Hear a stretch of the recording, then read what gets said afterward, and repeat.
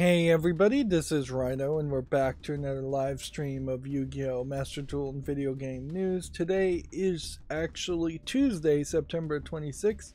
I had some non-YouTube business that abruptly ended my stream on Monday, and you know, after doing some scheduling and just getting kind of bored with not making any pre-recorded footage or playing any video games, it does strike me that I should just have extra streams, and I think what I want to do is late night streams in particular, if I'm going to do an extra stream, or more accurately do a stream that is just in a different time zone, in a different audience, to try and catch up.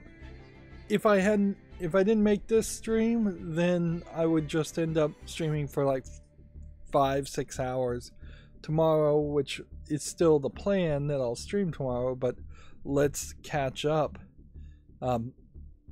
today as a thing. I think I finally fixed that macro bug too, and I don't really know why that was triggering, but whatever. We have a survey on September events. Seems like it's not giving you any rewards.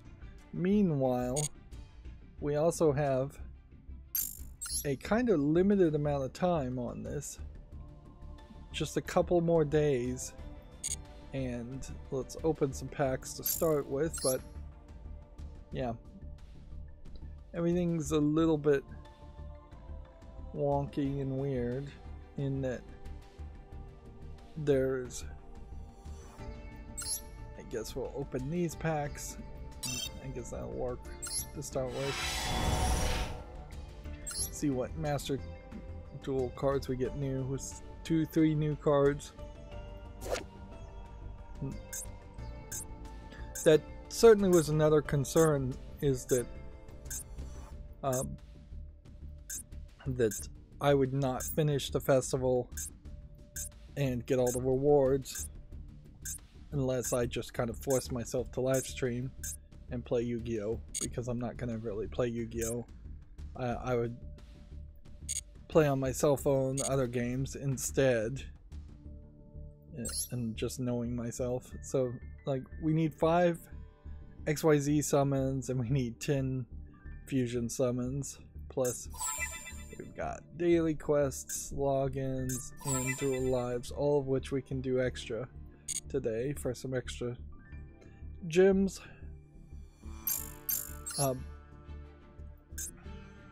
Now I have made some level progress, I would say, on finding replacement games for Destiny Child, since that game has now shut down completely. Although I do want to, I'm going to keep the app on my phone, and I do want to go through like all the stories and stuff, and just at a much slower pace when I have some free time, ingest the storyline, which particularly the unlocking and upgrading of characters, what they call the awakening of characters in Destiny Child. That storyline in particular that was unique to each character was not part of the main story, so there's a significant amount of story that you probably would have never seen, or I just missed.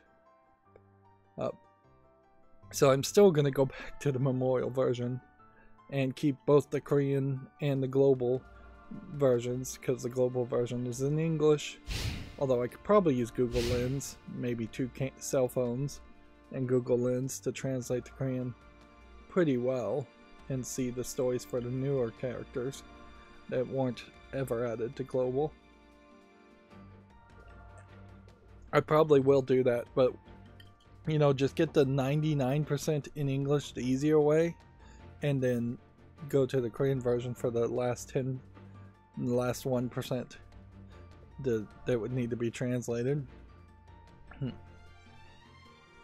But I have made progress as far as what games I'm keeping. I uninstalled 2 more apps, which basically brings me down to still playing lower decks, which in all fairness, once I max that out, I will only come back to it probably once a month. Tinkafuma has kind of an easier experience to it. It's straight up an adult game with a sole focus on adult content. While I appreciate a victory here, that I would have kind of preferred to be able to play a little there too.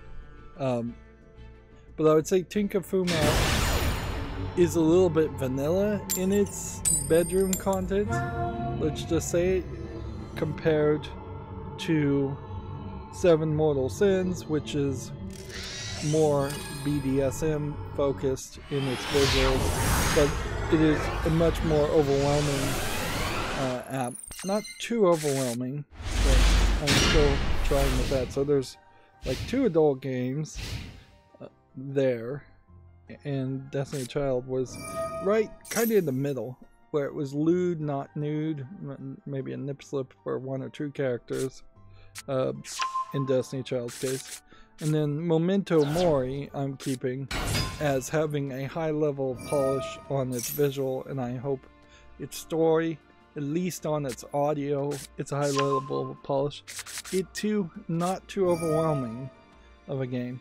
None of these games, because they all have stamina bars, are really designed for you to play through them really fast, or are so long in the tooth with extra features being added every couple of months that they become overwhelming. Whereas Rin Fantasia I uninstalled because it was too much, just way too much going on there to keep up with. Plus, both Rin Fantasia and Z-Girls 3, which I also uninstalled, had a real problem in that it was kind of impossible to progress after a day or two. So that initial 7-day journey in a gacha game, these are all gacha games, or in any kind of live service game that is going to try and convince you to spend money eventually, even if it is fairly free to play friendly, the initial thought there is to get them into a habit of logging in on a daily basis for 7 days, and then get them into a daily habit of staying consistently all the way to a month or 30 days. Because you've got to keep them at least 30 days if you're updating the content every 30 days. Some new character, some new storyline, some new feature. If people get bored in the first day, second day, then you lose them and they just go away. And that's exactly the case for me, is that I couldn't make progress in the main campaign.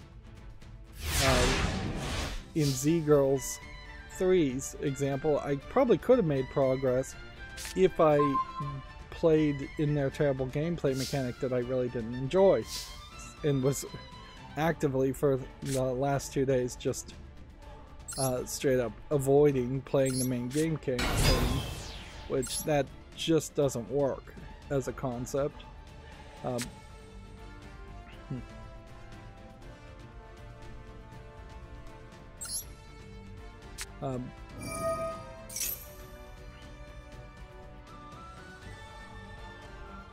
So yeah, Z-Girls fails, I think, pretty terribly. Wonder if I clicked no there, would I have summoned it?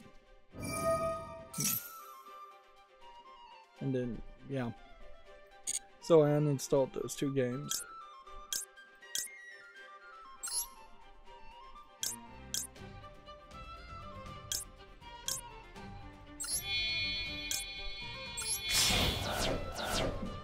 I started 7 Mortal Sins, again, not to be confused with 7 Deadly Sins.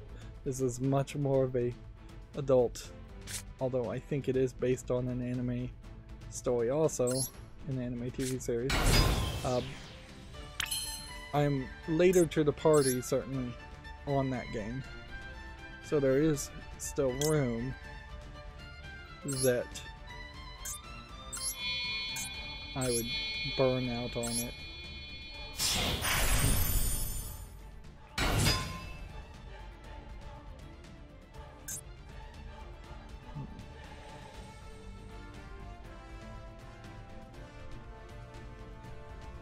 Let's go and activate this, I guess.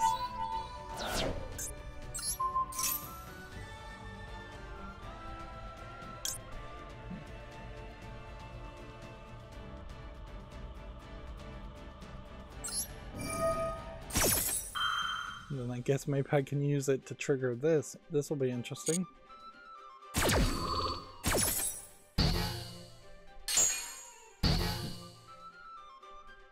Nope, neither one of those worked. Well, I don't think it's worth it to attack and die, so we'll just leave it all as it is.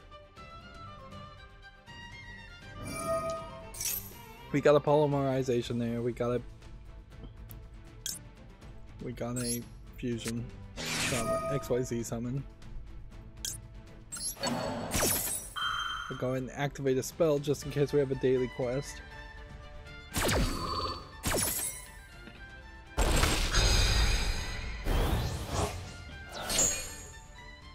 I really should talk more about Memento Mori. I feel like that is eventually going to have more of a story to it.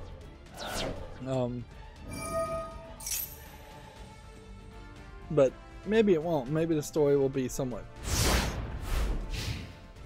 toned down in favor of just the audio and the music part. But its unique visual style of gives a different twist there. Certainly. I still am nowhere close to finding any other just like completely different type of cell phone game. I really shouldn't be playing any cell phone games. I should be making more pre-recorded footage. On that aspect, I did schedule some videos today, and my new macro is buggier than I would like it to, but I think it'll work. One thing I realized is that if I set videos as a premiere, then when I share it to Patreon, when I share it to Facebook, Tumblr, they're grabbing the thumbnails and the screenshots and the information better, whereas I think it was doing a pretty bad job grabbing the information. And then I was really just crossing my fingers and hoping that when the videos went live, the reshares on things like Facebook and Patreon would update those thumbnails and update that information, but I'm not sure it really would. So, unless there is just major pushback on it, and frankly at this point it's hard to say there could ever be major pushback on anything on my channel because there's just not enough viewers there if all 671 or of my followers, subscribers, I think I'm at 671, I might be up to 871, either way. If all of my subscribers complained about something, then that would be massive feedback and I should listen to it, but on the grand scheme of things, it is all just small potatoes.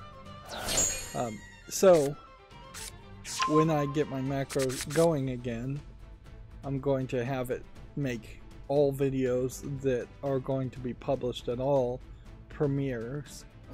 So episode 1 will be a premiere, that's what I was doing before, but then episode 2, 3, 4, 5, 6, all the way to the end. If there's 100 episodes, they will all be premieres. That means more potential notifications if you're subscribed to my channel of seeing those videos, and then you can click a button to be notified about them. So it'll be a little bit or a lot more spammy on your subscription feed of YouTube, it's questionable how many people are still sticking to the subscription feeds on YouTube. I still stick to it pretty tightly though.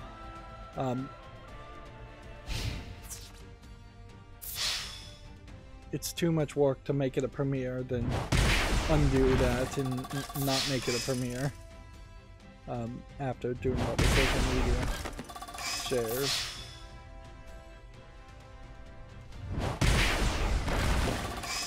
So hopefully that's not too annoying, and maybe it will even find a way of being helpful.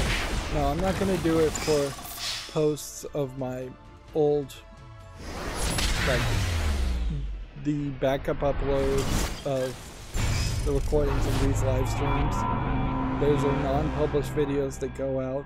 I don't think anybody really sees those or watches those, but there's really no reason not to upload them still. So yeah, I'm not going to make premieres around that, although I may still have shares going on that just because of the way my programming is set up.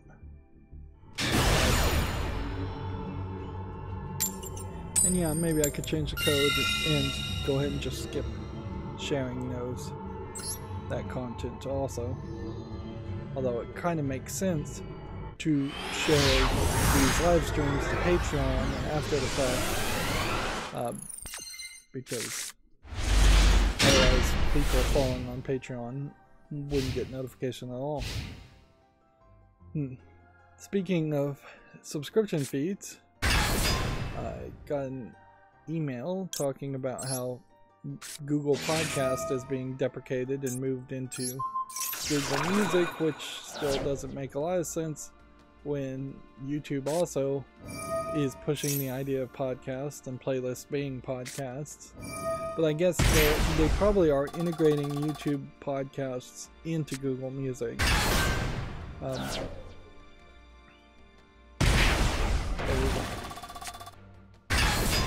There's a reason to have a separate category in a singular app.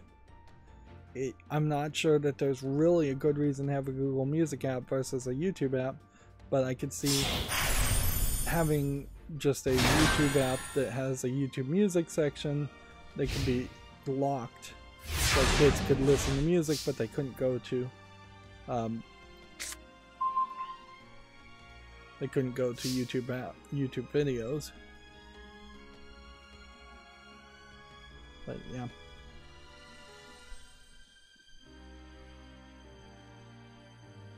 YouTube announced that they're clawing back some of their rules, making it, I guess, easing off of some of the strictness of some of their rules as far as demonetized stuff, although they are tightening the rules on one category and easing the rules in two other categories.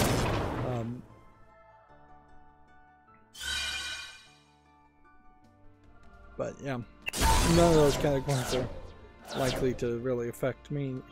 And again, I haven't seen a yellow demonetization marker in a really, really long time. I don't know if they just stopped showing those to people who are demonetized by default anyways, or if I've just somehow luckily avoided the wrath of the demonetization algorithm.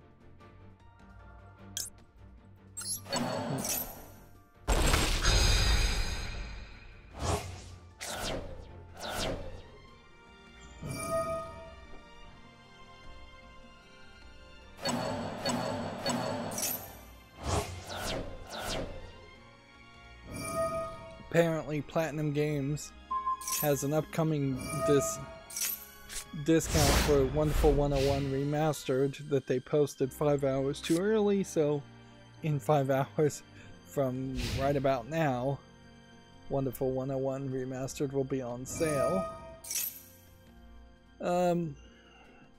Yeah.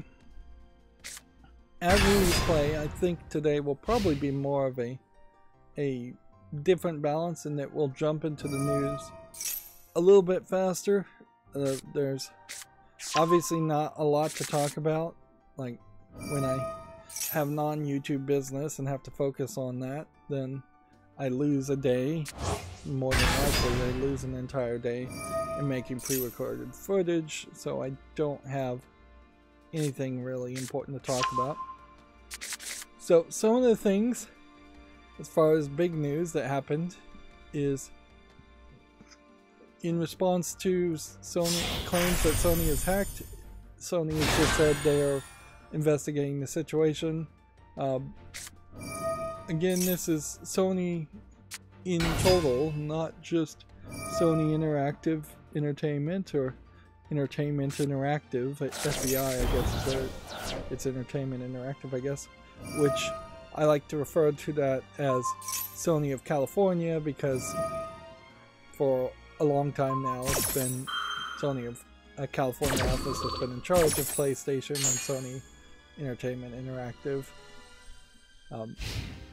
And in all fairness, I bet Sony Pictures is also probably run out of California, which does make a question. Certainly, is Sony a Japanese company in name only, or are they doing really anything in Japan other than maybe just overseeing and being the managers and the bosses? Because certainly a lot of the things that Sony would have had a hand in the past that would have been Japanese particular companies and offices would be PlayStation was originally out of Japan, Sony Walkman, Sony CD, things like that, Sony tape decks, Sony VHSs, a lot of appliances and electronics back in the day when all the cool gadgets were being made in Japan. Like, none of that gets made anymore. Sony TVs now are almost certainly using Samsung panels, and probably just rebrands. I definitely wouldn't go to a Sony product for a TV. I would just buy a Samsung TV directly. I wouldn't go to a Sony product for any kind of audiovisual equipment of any sort.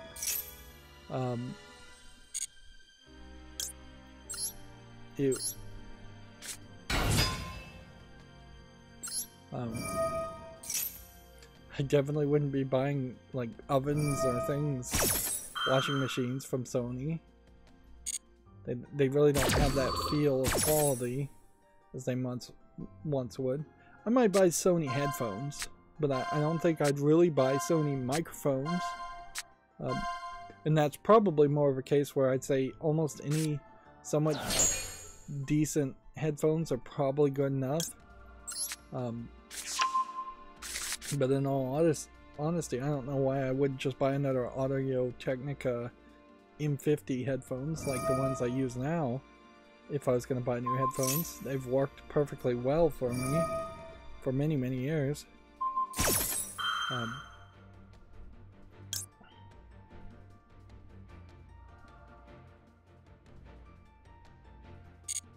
Yep. So, yeah.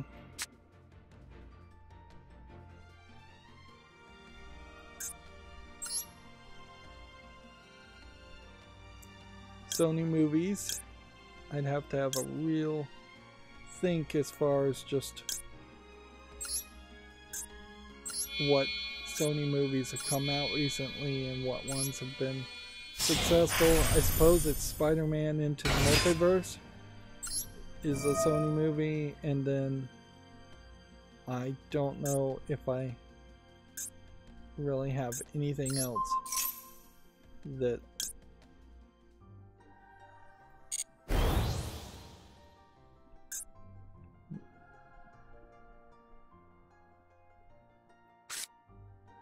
yeah, I don't know what else Sony has released as far as movies lately. So for the most part, I think if Sony has been hacked, and I guess we'll just leave it at that, then you probably, people's data is going to be stolen based on the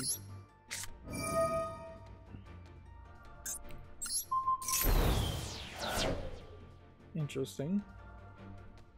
Well, that did something.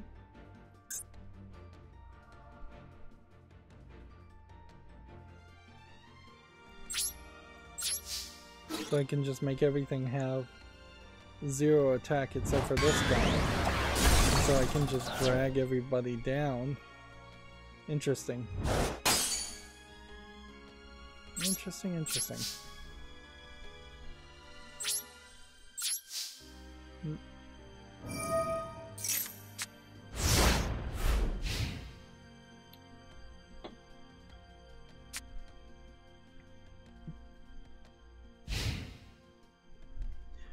Moving on with the big news.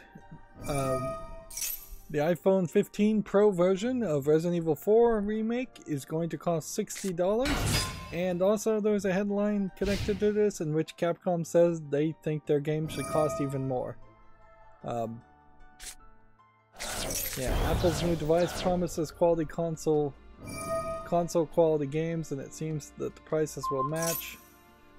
I think you almost certainly are going to fail in that effort.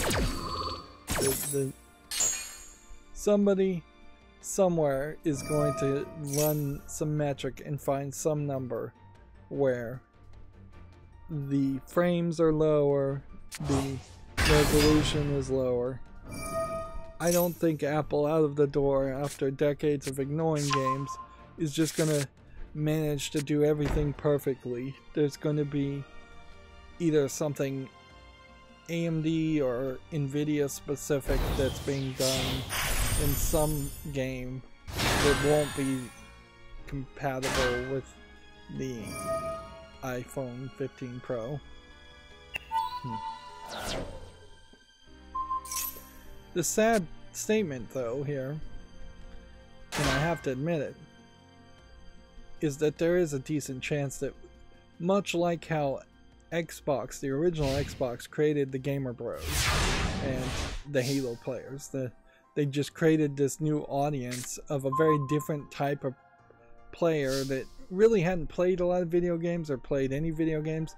People that would have been defined as jocks in a previous generation, getting brought over to play Madden, getting brought over to play Halo, and really in their entire gaming experience from that point forward have only really played Madden and Halo and Call of Duty games. That they've never really branched out to even dare even begin to think about trying any other kind of genre or otherwise engaging with the community. My concern here is that the stereotypical Apple fanboy may become this new genre of this new subsection of gamers that call them people who call themselves gamers, but they only game on their iPhone 15 Pro and they only play whatever games Apple chooses to put on that console, which very likely is going to be a walled garden. Now, so far so good. I mean, you're picking certain games that you would think most people who is an average gamer would play, with like Resident Evil 4 Remake. Like, they're starting with one of the best selling, one of the most known games. They are starting with a horror game, and there still is a subsect of people who would just never play a horror game. I didn't realize it was my turn.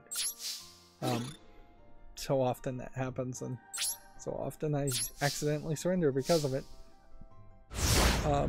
This is a crazy denial strategy here. It's just blocking almost every slot of a card to play.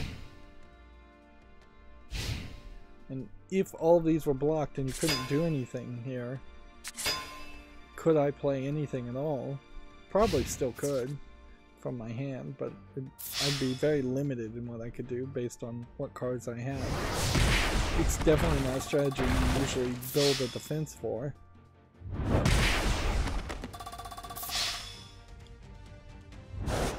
But yeah, I definitely do have a small concern there that Apple fanboys might start demanding all games be targeted to the iPhone 15 Pro, and as such games stop evolving, which at a certain level I'd almost be okay with that. Like, graphics have gotten very, very good. Let's just take a break for a couple years and stop trying to push the graphics any higher.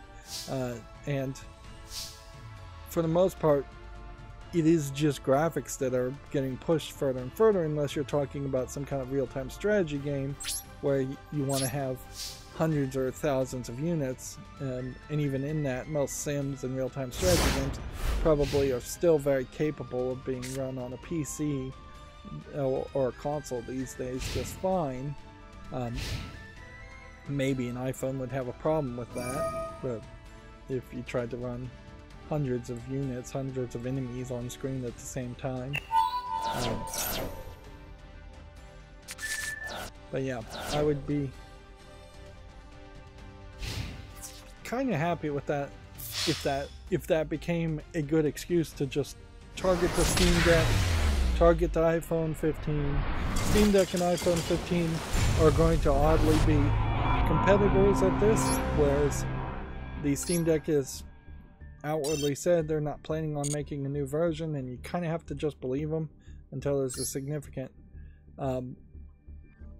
technology change, or until it becomes just really, really outdated. Whereas the Apple iPhone 15 will be replaced in probably exactly 12 months with an iPhone 16 that will say it's even more powerful as a PC gaming thing. I could see a lot of kids being pushed to game on an iPhone, and then that way Apple can keep kids who maybe grew up on their parents' iPhones using iPhones when they turn 16 or 17 and get their first cell phone as a hand-me-down. Whereas there have certainly been talks that I've heard where iPhones are not cool with the kids at the moment because that's what their parents use, and anything their parents use is gross, which, yeah, that certainly would make a lot of sense too. That iPhone gaming may very well be a push to retain kids in particular to stay with iPhones their entire life.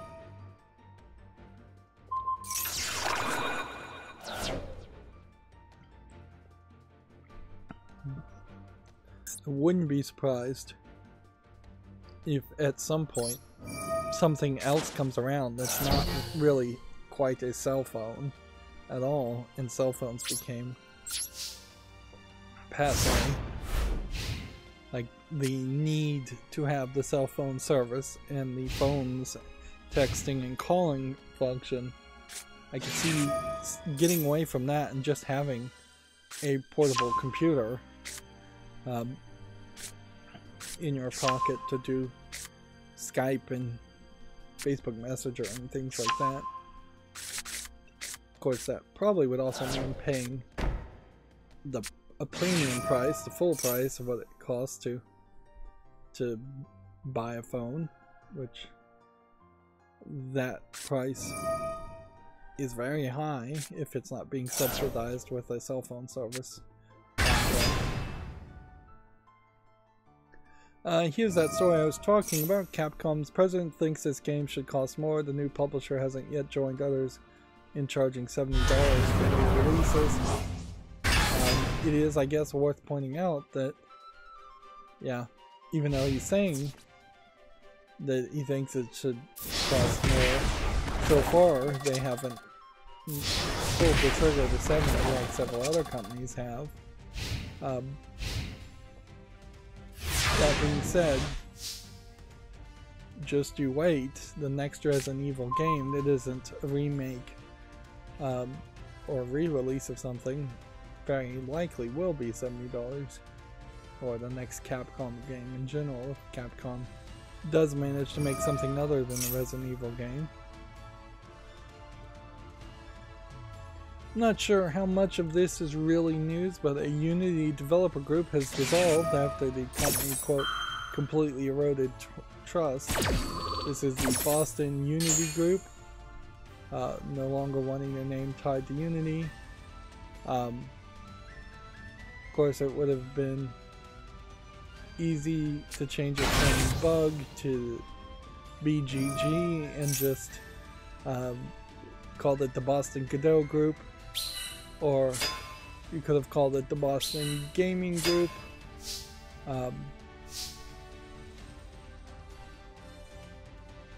all they really needed to do is find a U word, and they could have kept it that way.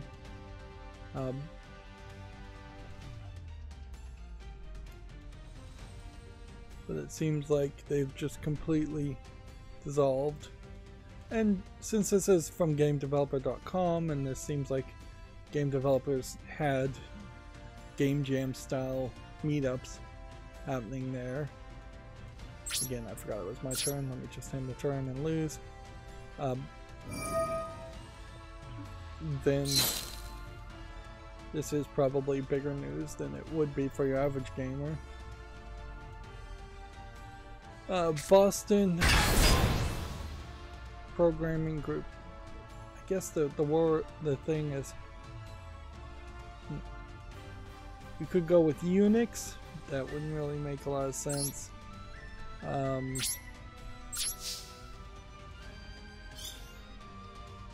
You could go with anything, so unscripted, undocumented, unified group.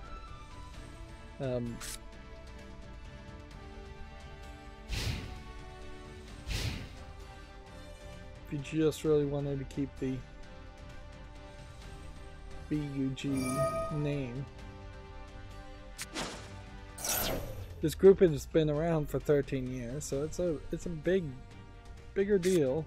And honestly, that might be a better reason why it's shutting down in the first place, is that running a group like that probably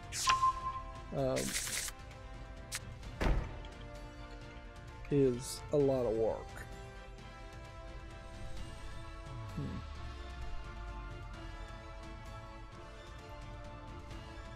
Yeah, I would see it being just a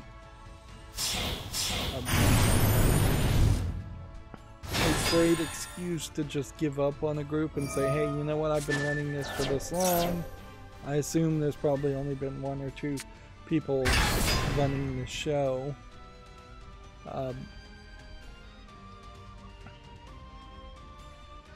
For the Boston Union group, and certainly it could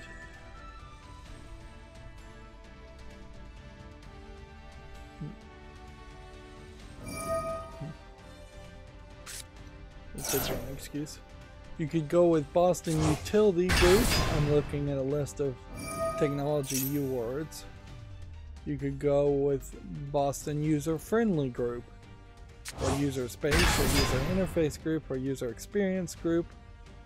You could go with Boston Uptime Group, Boston Unix Group.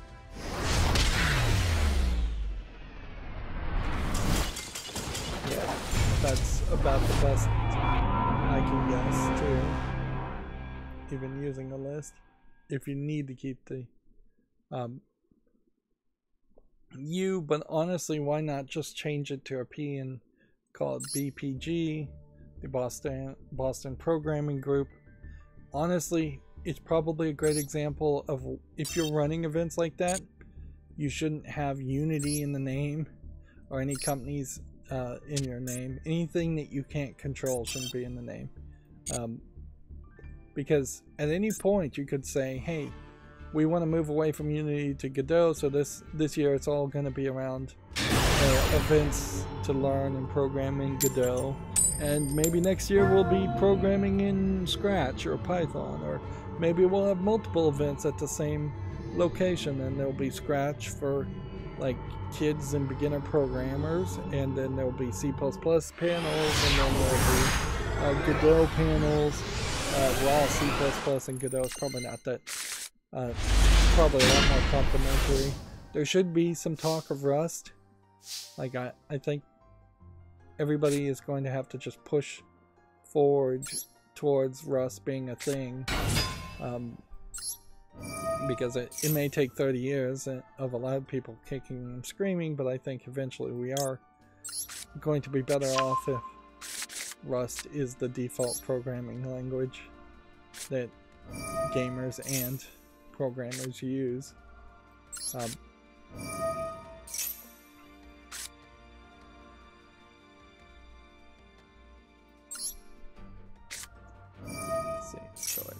activate. I think this one. Yeah, we'll go with this one.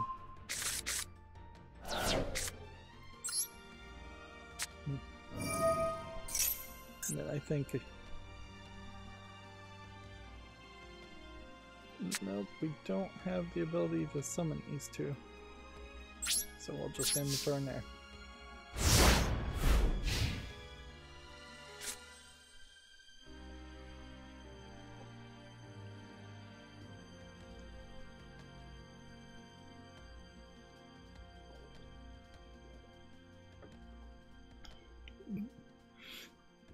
The next bit of news we have is a Blizzard veteran, Chris Metzen, is now World of Warcraft's Chief Executive Creative Director.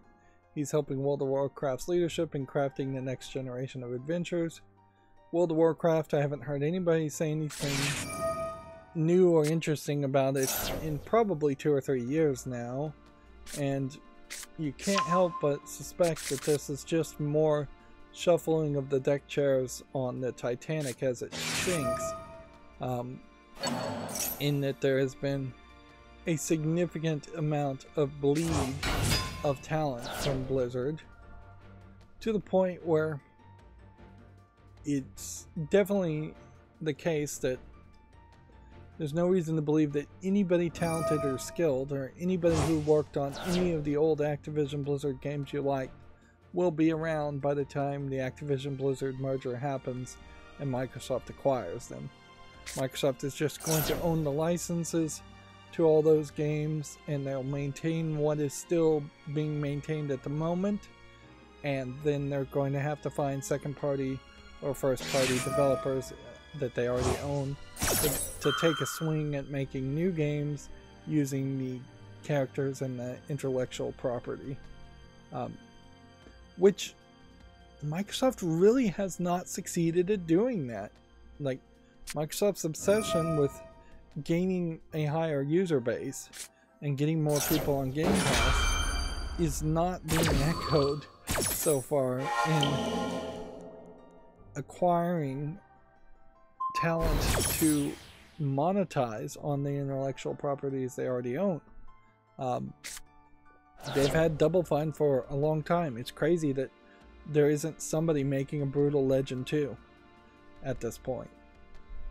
Like, it would just make sense instead of just letting Double Fine sit on it and move as slowly as Double Fine always has.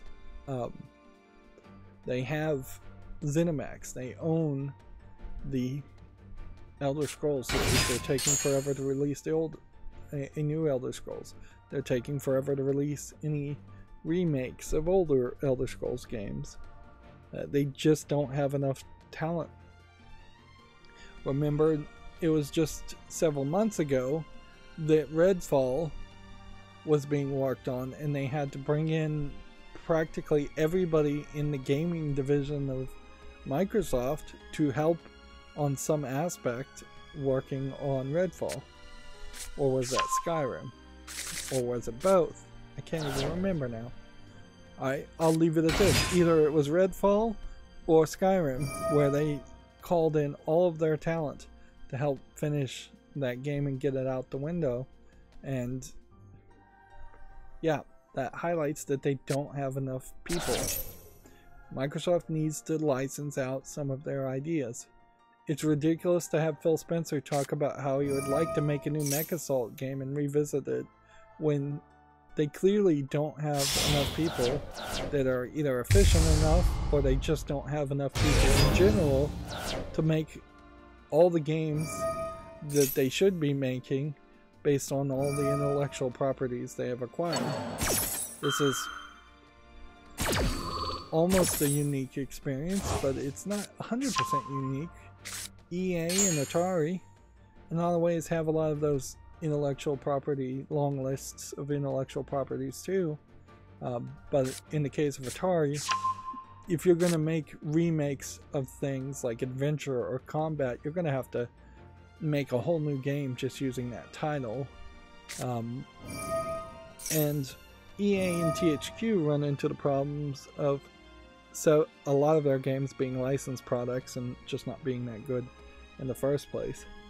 But then you do also have the problem with Ubisoft, in that Ubisoft has the Prince of Persia series, and Ubisoft has several other series that it should do something with, and it's just struggling to release a new Assassin's Creed game every year and barely succeeding at anything else. We're bleeding talent in the gaming industry as people either die or retire.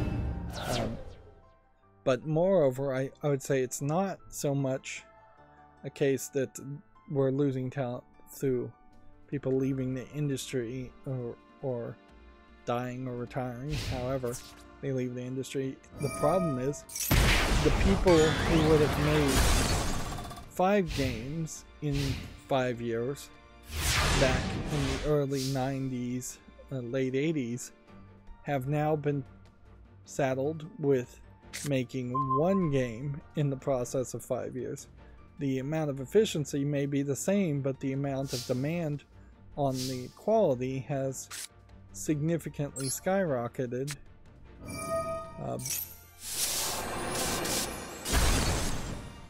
And yeah, making something like Atari Adventure could be done potentially in the old days in 6 weeks, whereas making something called Adventure from Atari today probably would be a 5-year process with hundreds of people working on it instead of just one person working on it. So the man hours problem has gotten crazy. Now, in fairness, the quality of games have got crazy, and we don't want the quality to go down, but anything short of straight up using something like AI to make game developers more efficient, or just some way in which we have significantly more game developers overall, anything short of something drastic like changing like that, we're doomed for the next decade at least to have IPs that just can't be worked on, just cannot be considered at all. Let's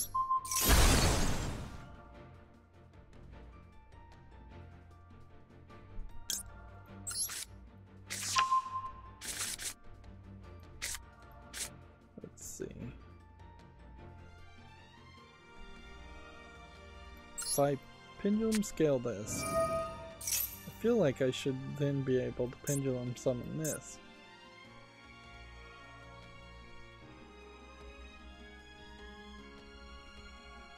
That didn't work.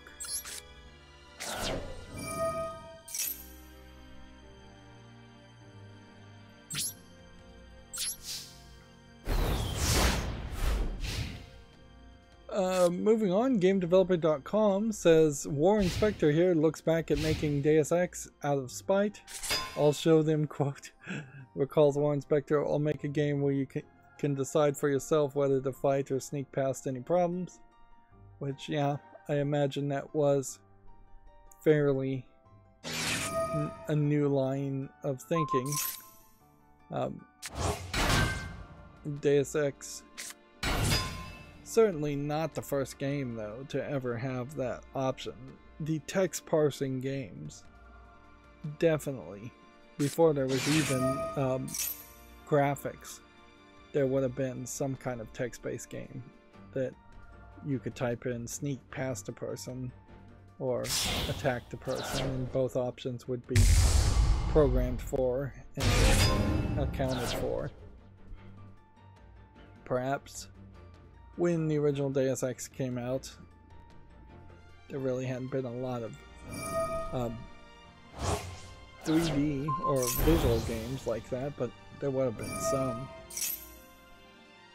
I mean, even if you think about like Super Mario Brothers 1, there are enemies that you can jump past and run past in Super Mario Brothers 1 throughout the entire game. If anything, I would say the arguments and ideas around like the sci-fi elements of Deus Ex and conspiracies, and I don't know if there is a one world government per se in Deus Ex, but those kinds of conspiracies almost more prevalent in Deus Ex 1. If anything, I think Deus Ex 1 probably is even wilder.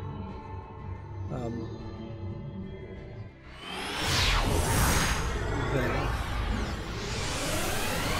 Deus Ex Human Revolution and Mankind Divided, which I never even have gotten around to playing Mankind Divided. As I'm scheduling videos here, I probably am ready to play some kind of longer term, perhaps spookier or more violent game for my 2 p.m. time slot, whereas everything I'm scheduling right now is going to fill up the returning 10 a.m. time slot.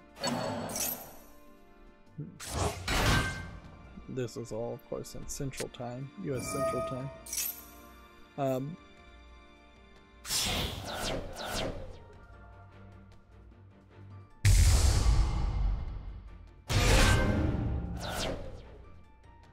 Deus Ex is yet another game that I'm not 100% sure who really owns it. I feel like Crystal Dynamics worked on it, but I'm not sure, because I think there'd be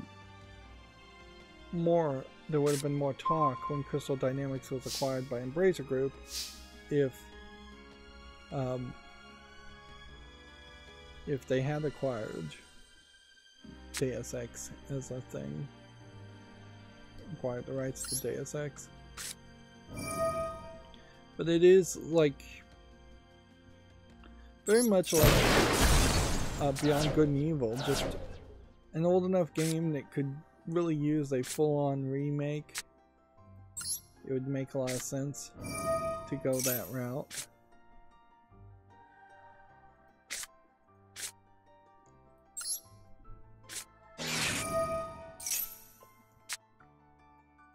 Okay, what can we pendulum summon? We can pendulum summon this.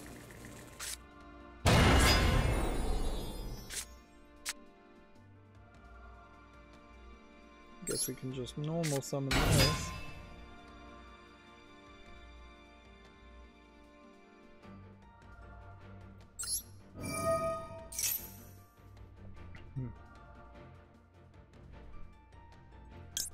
Go ahead and take this.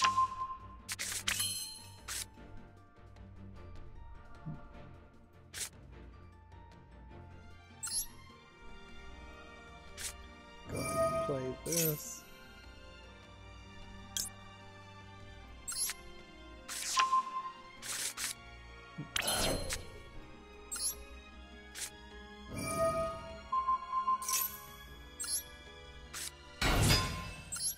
Start with unexpected things.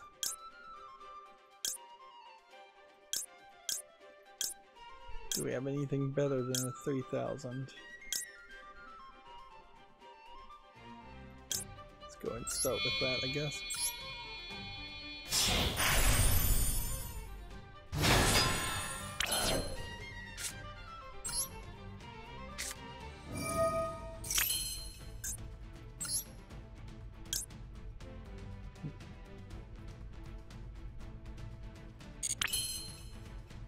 I think we're in a good position here to just go ahead and attack with this.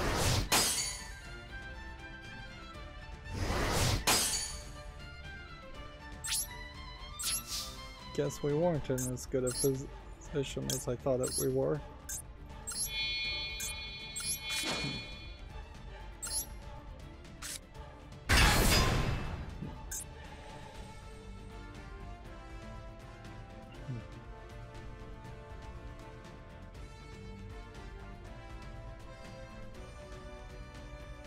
This one has piercing damage, so next turn we can use that, I guess. It is I guess worth pointing out that GameDeveloper.com here is really just surmising another interview, and they're just linking to this. War Inspector. I feel like I confuse him with another War Inspector or somebody else that happens to have a similar name that is more in finance. Yeah, I don't feel like the War Inspector I'm thinking of, who is like a really old man, probably in his 70s. I think I'm thinking of Warren Buffett, actually. I'm confusing that with War Inspector. That would make a lot of sense, actually.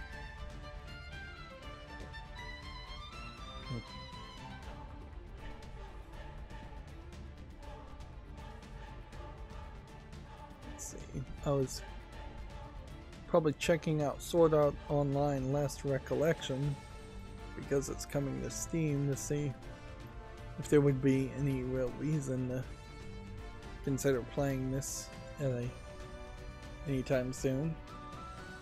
I'd imagine the answer to that is no. Sword Art Online is not particularly that popular enough, and chasing a trend, particularly an old trend like that, would, or an old fad like that, is unlikely to work for me as a content creator. There's also a GameDeveloper.com article here saying Unity removed its terms of service from GitHub because, quote, views were so low.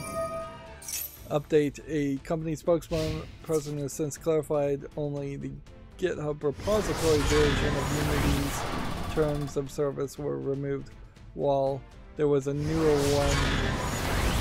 There was never one moment they weren't available on its website, which, yeah, that's ridiculous. There's literally no reason why you would go out of your way to delete something that was already on GitHub, other than you're posting it without terms of service. So do you have to follow the terms of service then? At that point, if it doesn't come with any terms of service? There have certainly been judgments where if a glitch happens and the terms of service on an install script, an install program, don't show up, and you just click the accept button and it's not saying anything, so you're accepting to nothing. The judge certainly has bought that as an argument, for as many times as the law has clearly come down against people who said, oh, I didn't actually read the terms of service, or that they were way too long or way too confusing. That they will cut you some slack that way. So to that extent, if somebody pirated a copy of a software and ripped out the terms of service when you click the accept button, you're probably not at fault for clicking accept to nothing, but you probably are at fault for pirating or downloading an unauthorized copy. And certainly the pirater and the uploader would be at fault there. But as for what this is, I mean, clearly that's just because they were hiding things, and they were probably getting feedback in the form of issues or comments on GitHub that they didn't want to address. So they were trying to censor and silence criticism, more than likely. The idea that views were so low on a GitHub post or a GitHub repository is a joke. A GitHub doesn't care one bit about views. There's millions, if not tens, if not hundreds of millions of things on GitHub that have never been seen by anybody other than the original poster and uploader. Lots of repositories private anyways. I think I'm going to stick with this deck. But yeah, GitHub is a collaborative website to help you organize and collaborate using the Git software. Not really even directly affiliated with the Git software. You can actually have Git repositories put on other websites if you want. It is not a social media site. It doesn't have thumbs up, thumbs down, or if it does, it doesn't emphasize those things.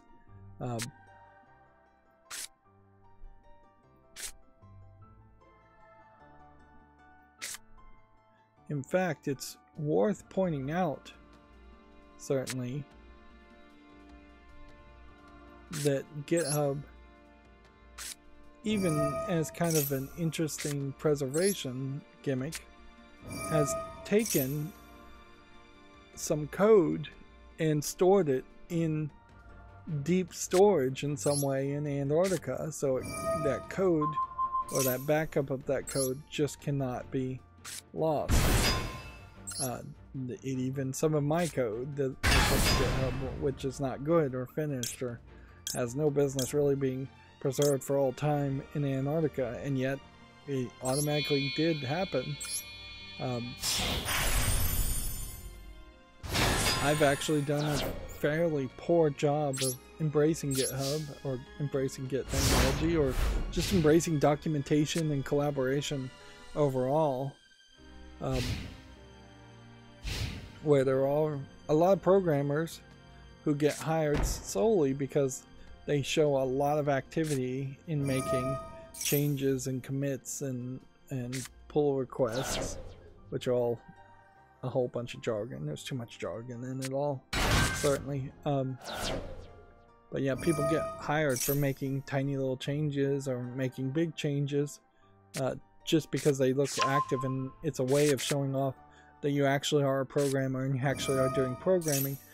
But weirdly, you're usually on GitHub going to be programming somebody else's program and helping somebody else. So it shows off an ability to collaborate and an altruism to work free, a willingness to work free, which I'm sure corporations love that too. There's definitely a lot of programmers who get hired having no commits on GitHub at all and not using it at all. But if you're going to go with a belt and suspenders approach, you definitely should have some projects and have some activity on GitHub. Just learn the system. That's something that wouldn't have even existed when I was taking programming classes, but it would have been helpful, certainly. It would have been helpful as part of just the workflow of just like, look, you're gonna submit your assignments using GitHub, and you're going to collaborate in teams to make programs using GitHub. It's not just going to be a solitary affair where you make a program, you put it on a floppy disk, and you hand in the floppy disk to the teacher, which is exactly what they were doing when I was in school. I don't think we had network drives at the time. Maybe we did and just weren't using them. So that is just utterly a pathetic response, once again, to a whole bunch of pathetic responses as far as Unity is gone. It really just highlights that there's no reason to trust them, that they're all struggling like crazy to make themselves not the bad guys, or not get blamed. To a point where it's worth pointing out too that as people were rightfully upset with Unity, a Unity employee, and this again did not get reported by mainstream video game journalists at all, and we can definitely point it out now that nobody touched us at all.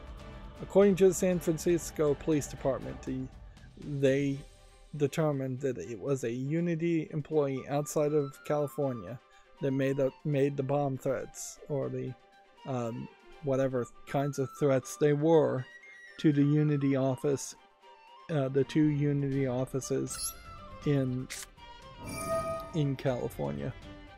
So, yeah.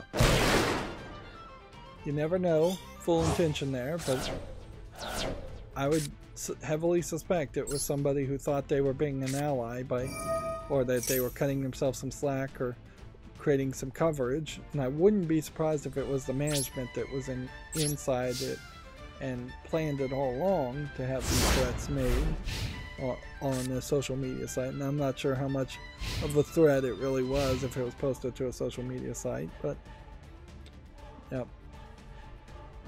It's always a scenario that person could have just been crazy and it was a coincidence, or they were irate and disgruntled in the first place and they thought, heck, this is a good reason to do this. I don't know why you would make threats though at all. If you were going to do something bad, why make a threat?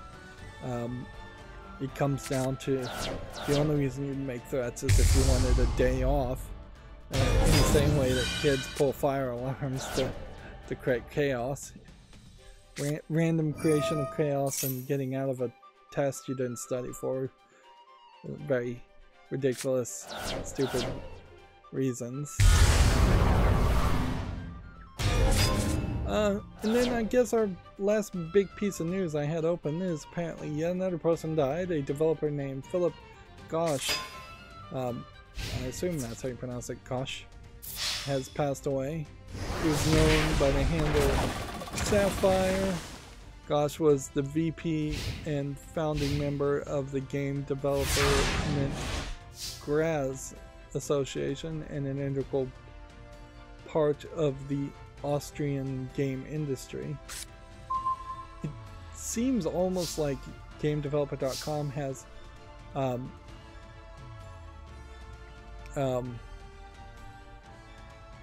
has opened up more to the idea of doing obituaries and being fairly wide as far as how much it curates those obituaries.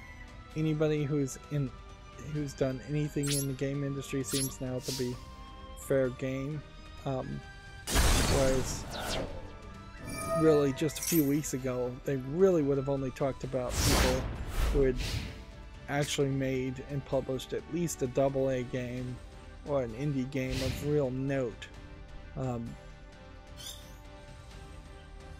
Apparently he and his wife passed away during the last week's floods in Thessaly, Greece. Authorities recently identified the bodies after they were previously confirmed missing on September 7th. But them being missing might also be video game news.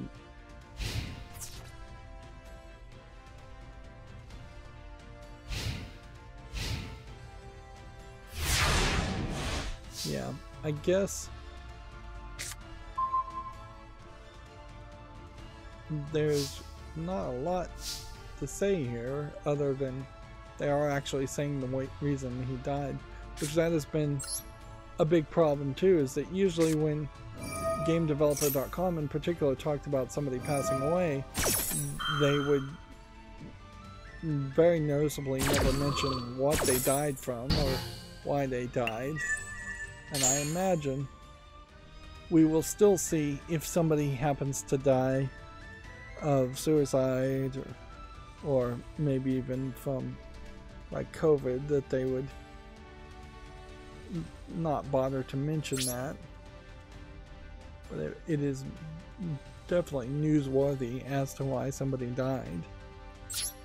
It speaks to the state of a society and the health of a society if all of a sudden all the newspapers are reporting hundreds of bubonic plague victims dying from the bubonic plague. That's valuable historical information when 100 years down the line you're looking at the records and trying to make as true of a recollection of what's happening, what's going on. And to that extent, scientists are now even pushing back on a recent study just came out, I think today, saying that the effects of long-term COVID may have been exaggerated in an earlier study, which, yeah, maybe. I mean, doesn't hurt people to, if they were slightly exaggerated too. Not really.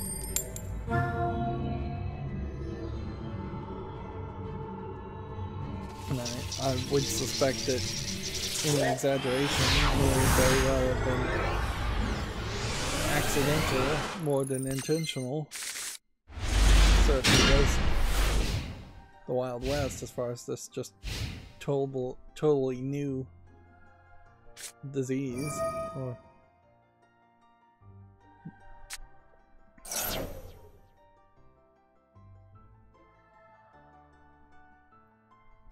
let's see if I can bring up the right tab.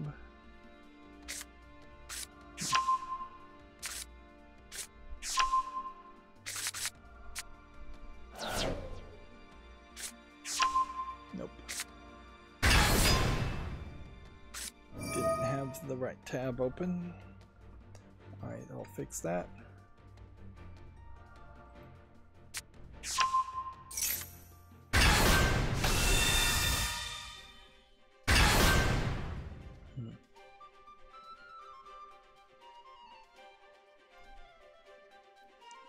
Oh, wait a minute, this can't be the right one either, can it?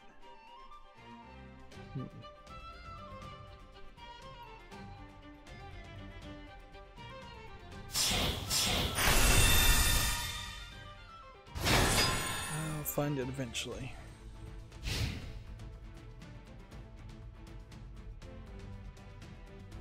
There it is.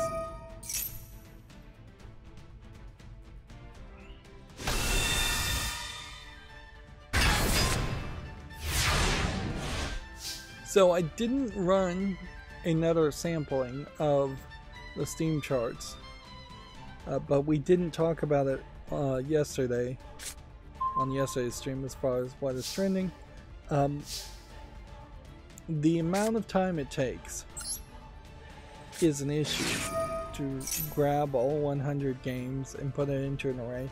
I think maybe putting it in an array is perhaps slower than just putting it into a CSV file, and so on that I think it may very well be wise to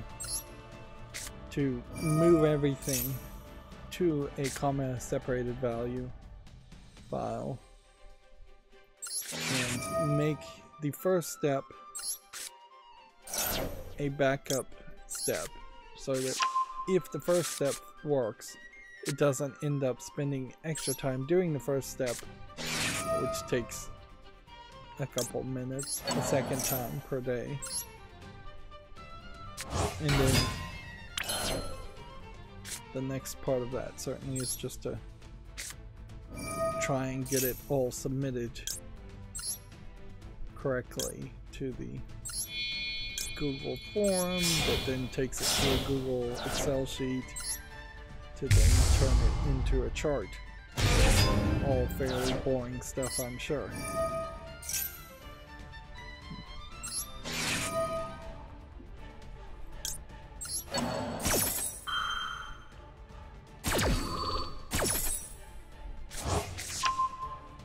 There is also, I suppose,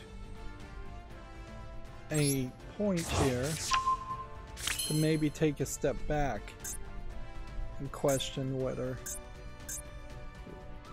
I need to be collecting anything more than the top 10 games or top 20 games, as the information that is being presented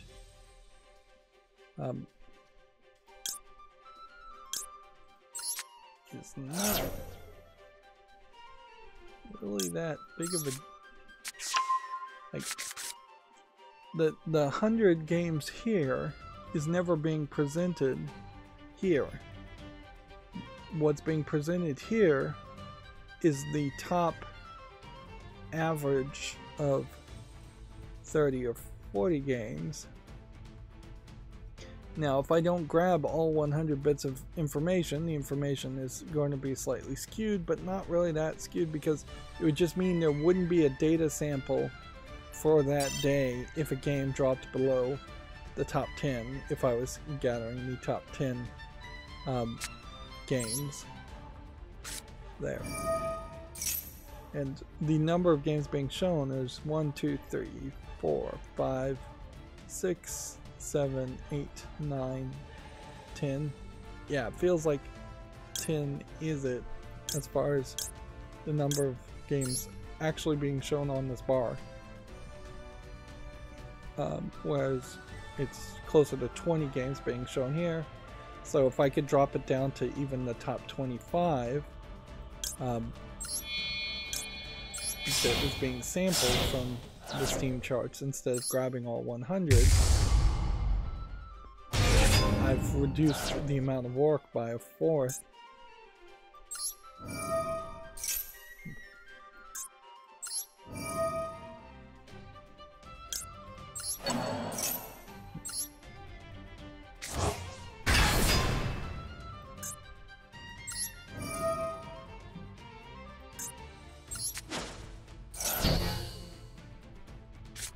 None of this is working.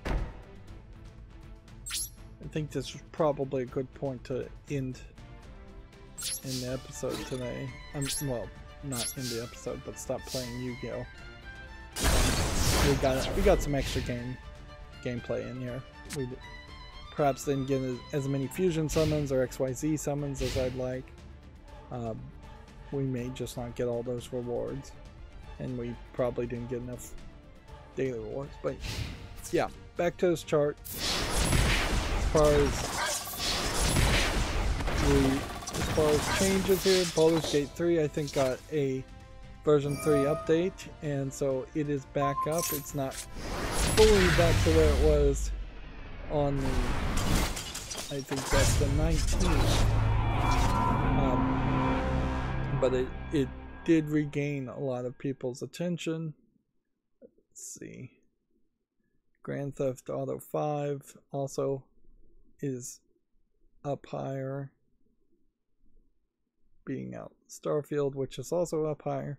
Noticeably, a lot of these games just feel like they are up higher because it is approaching a better play time. More and more people will just be playing overall. Here we see Cyberpunk 2077 jumping back into the charts at a higher level also. Now, inherently, this chart really is just stopping at 100,000 players, so if there was 100 games with 100,000 players, Rust here, the game Rust, not the programming language, and War Thunder, both barely over 100,000, coming up from the bottom of this limit. Also, it's stopping at over 1 million, so Counter-Strike Global Offensive is actually above the charts, where it would have to actually drop down to be seen.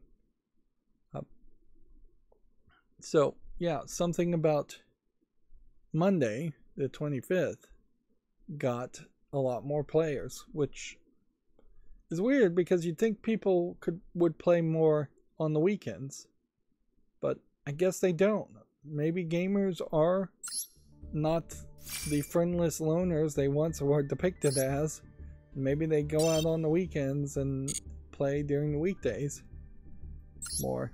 Particularly, in this case, we'd be talking about mostly adult gamers playing on Steam and PC, whereas maybe little kids are still. We got one more XYZ. We probably... yeah, we shouldn't have to worry about that one. It's going to be the fusion summoning that'll be a problem.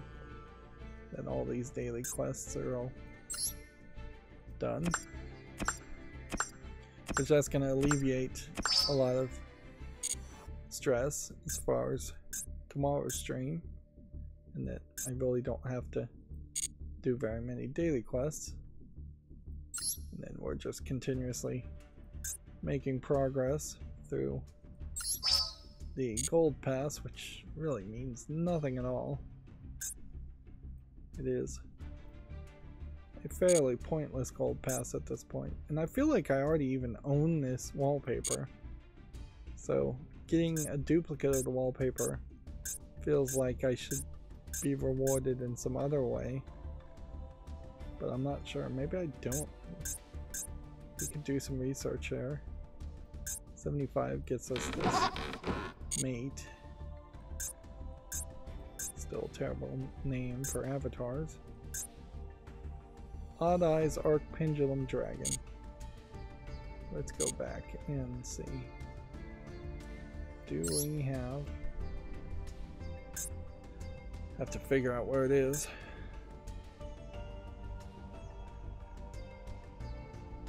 An Odd Eyes Arc Pendulum Dragon.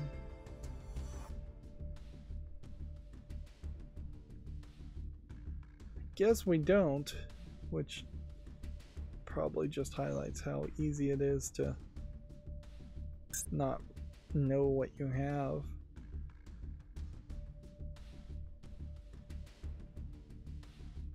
Maybe a case that Odd Eyes Arc Pendulum Dragon is the new game-changing meta deck to play. Yeah,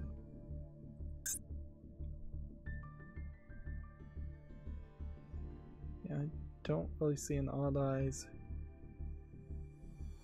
deck or anything. I'd like it all to be alphabetical here, instead of just having to scroll through everything.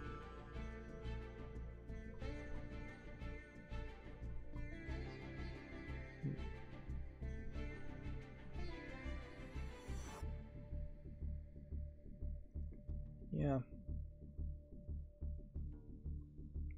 It's really just a nightmare to try and find anything there.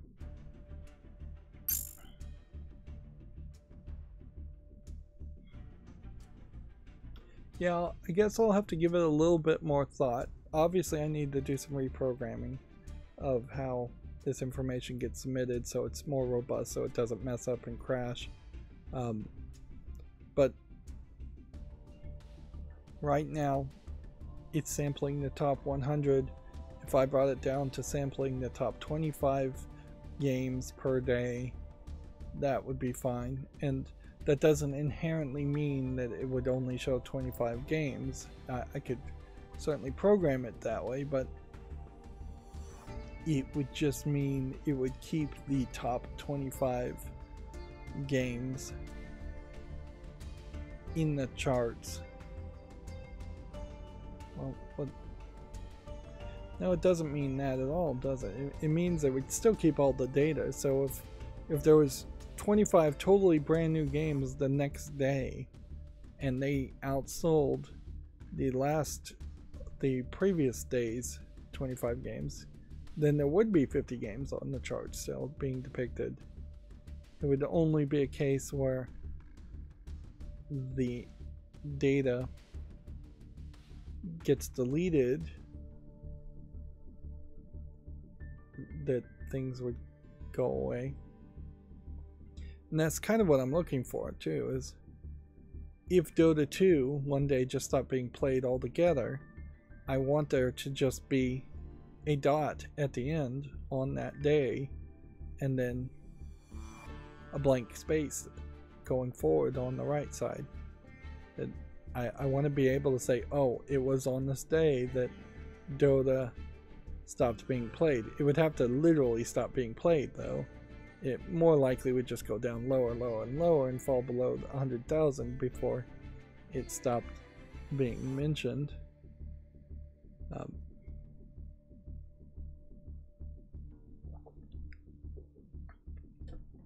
Because what I'm looking for here is at the end of the year, and I know I've started in a weird place in September this year, but next year, 2024, I want to have January 1st effectively, maybe somewhere around January 1st, as the first data sample, and I want it to go all the way to December 31st and give me a much better understanding, I'm hoping, of what gamers are actually playing and when gamers were actually playing games. So when I could potentially say, here's the top 10 games of the year according to the number of people playing it, I have real data to back it up, instead of top 10 games of the year being just this incredibly subjective opinion-based thing that usually centers around people liking the game that came out in November and forgetting about the games that came out in January or February. Let's see. Konami, kind of hiding its name, was having a sale, and then that got replaced with the Shoot 'em Up Fest. It's kind of interesting to have the Sekai Project publisher sale. Actually, this is probably a great time to think about buying Clannad or some of their other visual novels, since visual novels tend to almost never go on sale. Hot Wheels Unleashed is now rated very positively at $7.49. That's actually probably decent price too. Talos Principle at $2.99 is a steal to grab up. Not sure if there's anything else that you really need to grab unless you just don't own the games. Tiny Tina Wonderlands and Borderlands 3 both on sale makes me a little concerned as far as are we going to potentially see Borderlands get remastered, re-released, or get pulled from sale for some reason. As far as the shoot 'em up sale, not a huge fan of shoot 'em ups, and I would question how many of these games really are shoot 'em ups. Even in the description by the lady presenter, who seems like she is just now the default presenter and the guy has been kicked out from the YouTube video announcements, but in their setup of what the sale is, it is basically any game where there's a lot of bullets on screen. It is not exclusively you're shooting bullets and flying up the screen. It's not excluding side-scrolling shooters. It's not excluding 2D platforming shooters. It's not excluding top-down twin-stick shooters, which I would argue a lot of these are closer to being top-down twin-stick shooters. We may just see more and more of that as a thing anyways, though, is that sales are going to be very generally defined, so more games can be put on sale. Because my criticism here, as I was looking for this award, free daily reward, has always really been that what is available for sale tends not to be quite enough games or quite interesting enough games. Vampire Survivors here being mentioned. And yeah, looking at Vampire Survivors, it really just looks like any other top-down twin-stick shooter game to me. Easily something I would dismiss and never even give a second thought to. As for Sekai Project, still have yet to figure out why this crashes here, but whatever. See, $90 bundle called the Key Super Bundle, which is $234, the original price. And yeah, I think you probably would want to just start small, get Clannad for $13.49 as one of the best, one of the top 3 visual novels out there. If you want to dip a toe in visual novels, Clannad is a great way to go. If you know you're a big fan of visual novels, then maybe you get the Key bundle. I don't really have anything that I know about as far as the Rewrite Plus or Planetarian HD or Summer Pockets. These are all very much in that same moe anime style, and I would say, yeah, this is probably more the moe style than the kawaii style even, for those games, although slightly different styles for these upcoming games, which to have a sale and then to advertise a bunch that are coming soon is weird. And yeah, some of these I'm not I really wouldn't have thought we're all coming from the same publisher. But yeah.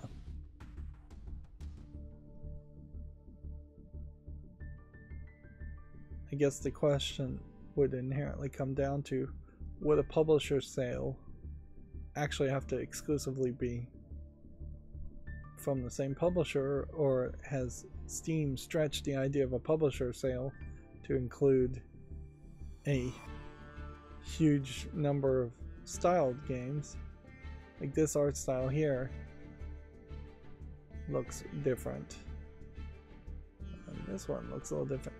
Although it may just be a case that this publisher has a lot of developers that they work with, and they've just shifted quite a bit.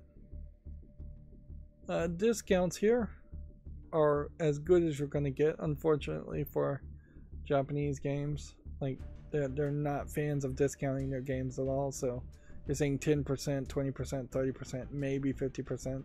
Your best case scenario here is 61% over a larger sum, which I think the math works that way. If you were going to buy all the games individually, getting 50% off individually is not as good as getting 61% off, but clearly this is a far cry from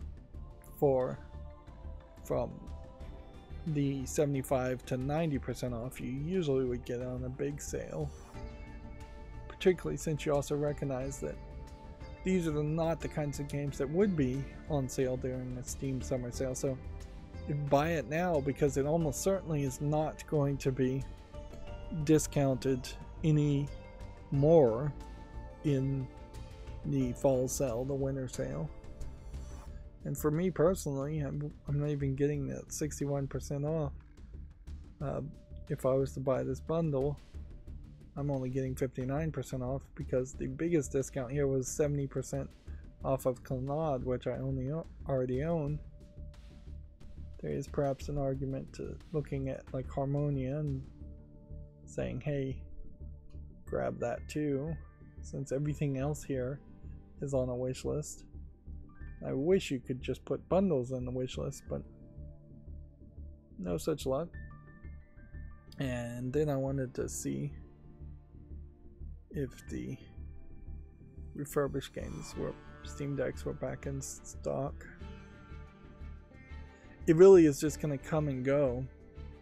I'm going to have to check this when I start getting serious about potentially getting a refurbished 64 gigabyte version of the Steam Deck. And honestly, you get a refurbed 64 gigabyte version, and potentially you could get the 512 gigabyte screen, or even an aftermarket screen to replace that, and you can already get a aftermarket storage module to replace that. It's very possible for less than the $200 difference here, you could make a 512 or better even now, if not 6 months to 12 months from now or later. Like, eventually they will just have a terabyte module that works in the Steam Deck, and putting that in may be better. Having more storage would be something more aspirational. I could see having 1 or even 2 terabytes in the Steam Deck and it really making a lot of sense. Whereas replacing the screen may not be that big of a deal, and I'm not sure that there's really any other modifications or additions. So far I haven't really seen anybody get ambitious and say, hey, I've done something really crazy with my Steam Deck, like adding extra haptic feedback or anything like that. Alright, let's go through the video game news, Video Games Chronicle news.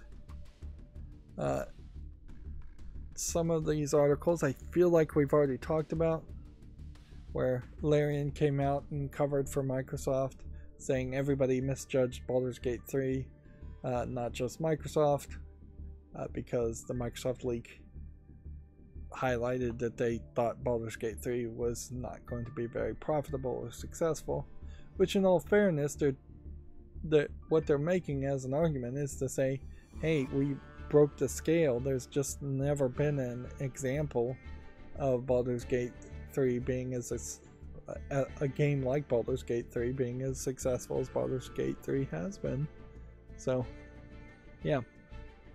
If anything, this is a great opportunity for people in management and people in general to say miracles can happen, the unexpected can happen. You can't just run a business on 100% statistics and data of what has happened in the past, particularly when you're talking about working in a creative field where creative stuff is being made. You probably could live based on, say, the supply and demand of milk, eggs, gasoline. If that was your business, if you were the accountant that was expecting a certain amount of sales based on milks, eggs, and gasoline, you probably could not have to do too much of a room for error there. Although, you know, milk shortages do happen, egg shortages do happen. Things have happened that were unexpected all throughout all industries. There's too many pencil pushers probably in most industries, and I imagine that's the same in the game industry. On the other hand, what are you going to do about it? Like, Microsoft or Xbox has to justify its existence, justify what it's spending its money to. It has to justify it to Xbox has to justify it to the higher ups at Microsoft. They have to justify it to the shareholders, since Microsoft is a publicly traded company. So you have to do some level of accounting, you have to do surveys, you have to do statistics, you have to make some kind of guess of what a game might cost to put it on Game Pass, or to purchase it, or to have it licensed and on your platform overall. And you have to have some kind of guess as to what you think the number of units would be sold, and what those units would be sold at as far as your cut and how much profit you would have from all of that. You can't just run a business based on faith that games will sell, unless you just own the company outright and don't have to be accountable to anybody. But even then, you probably still should be accountable to your employees, and so running a company off of faith is probably not a good way to run a company, even in that case.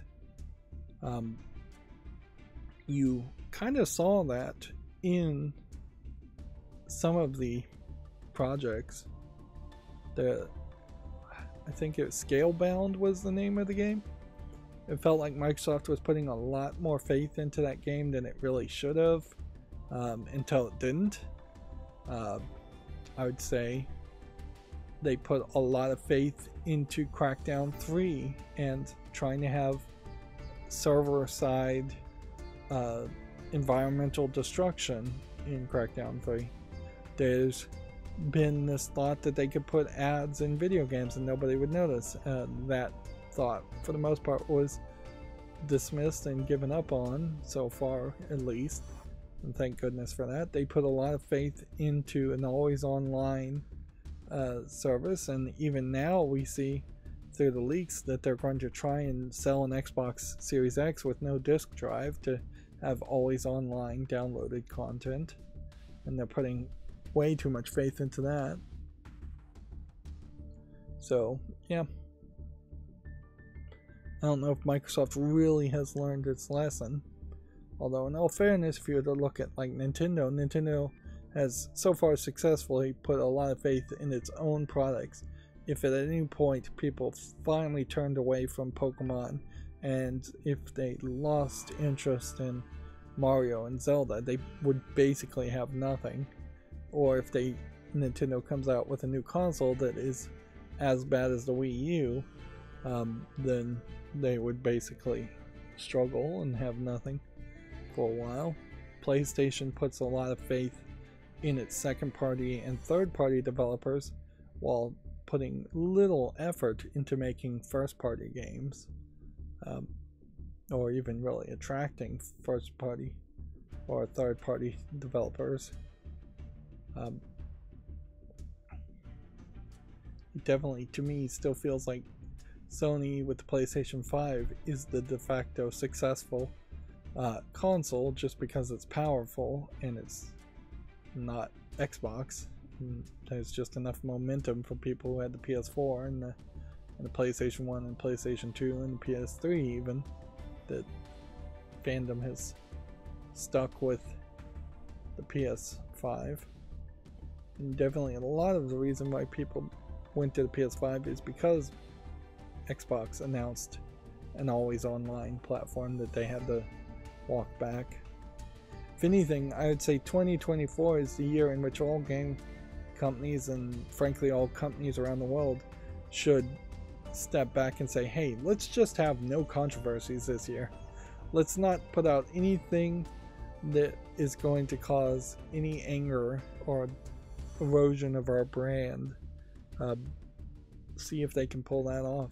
If anything, they need to build in a buffer for the next time they have to side with something politically, whether that's supporting some political candidate or political stance, or canceling somebody that they are doing business with.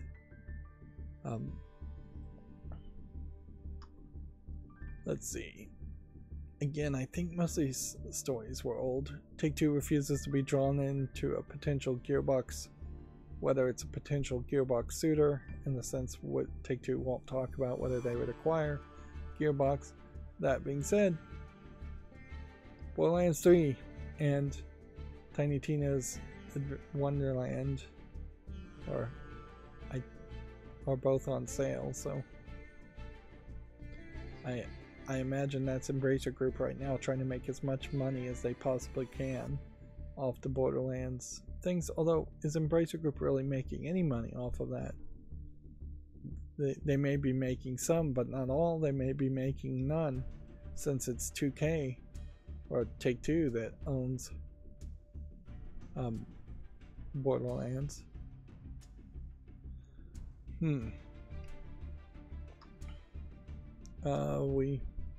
already talked about the I Am Sorry story, although in all fairness, I'm not sure that the I Am Sorry story didn't come out before the oops, we deleted the terms of service from GitHub because views were too low story.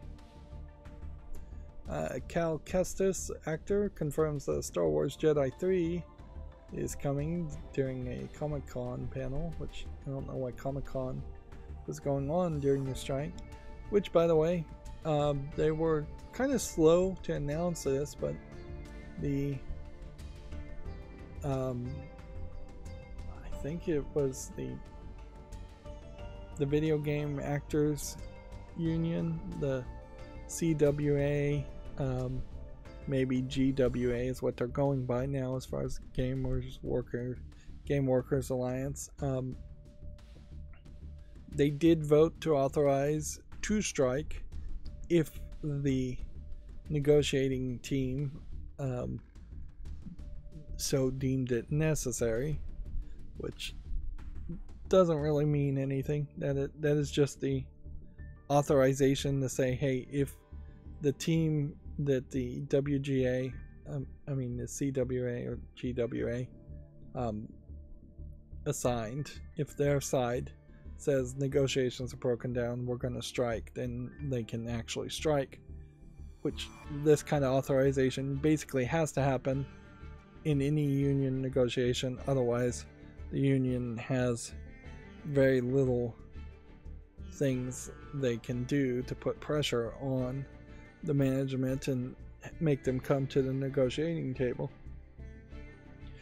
More globally, for the first time ever, the United States President has gone and spoken and given support to the United Workers Alliance, the UWA, and their what I think they're calling a stand-up strike that they're doing, where they're not fully on strike, but they're striking in key specific places to put pressure on the auto workers, the auto companies. Particularly, the president pointed out that it was the auto companies that got bailed out and now have record profits, and that the workers should be sharing in those profits.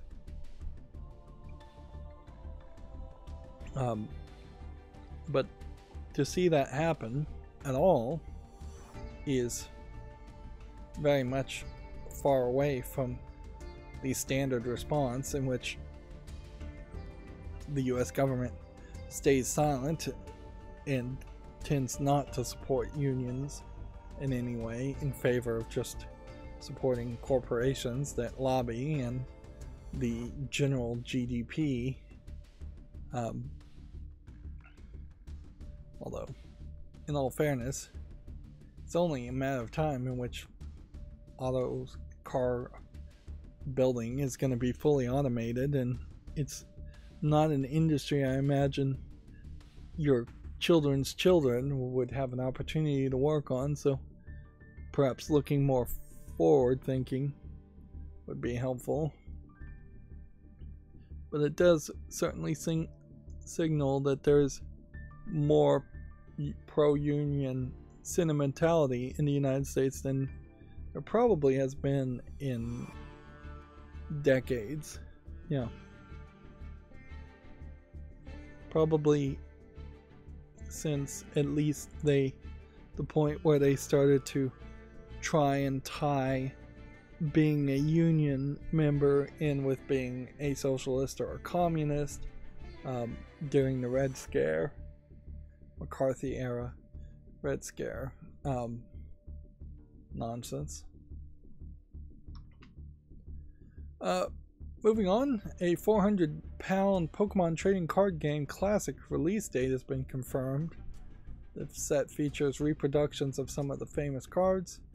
One would hope that in these reproductions you're not devaluing too much the original cards if you're actually caring about that secondary trading market.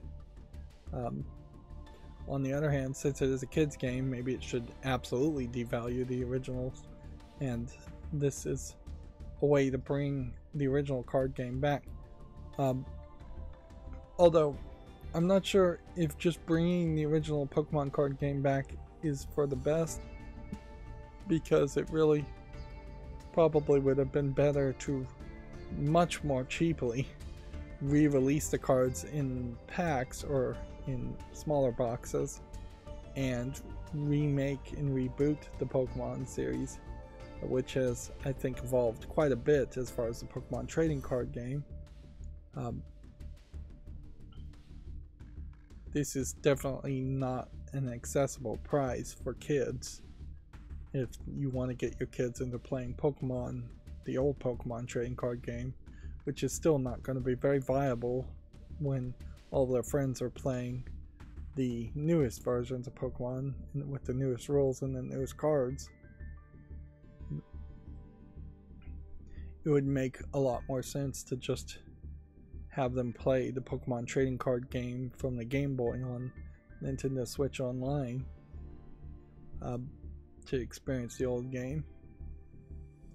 And it is kind of crazy that in making mobile games, a mobile game platform in the Nintendo Switch, Nintendo really has dropped the ball on remaking or rethinking some of their long catalog of mobile games, like the Pokemon trading card game. You would think there would be something like that, and I think there is it to install, to just play it online, but there's no disc version, there's no game on a shelf for it, nor was there really any advertisement for it.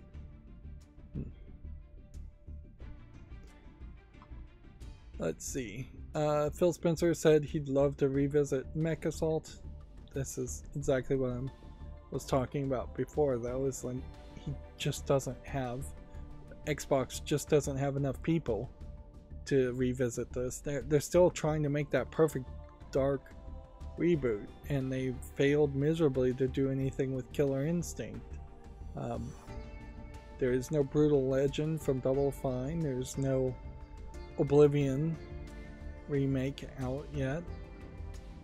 They just don't have enough manpower, man hours, to make games with all the IPs they already own, and that's only going to get worse with the Activision Blizzard merger, in that they'll have even more IPs that they won't know what to do with.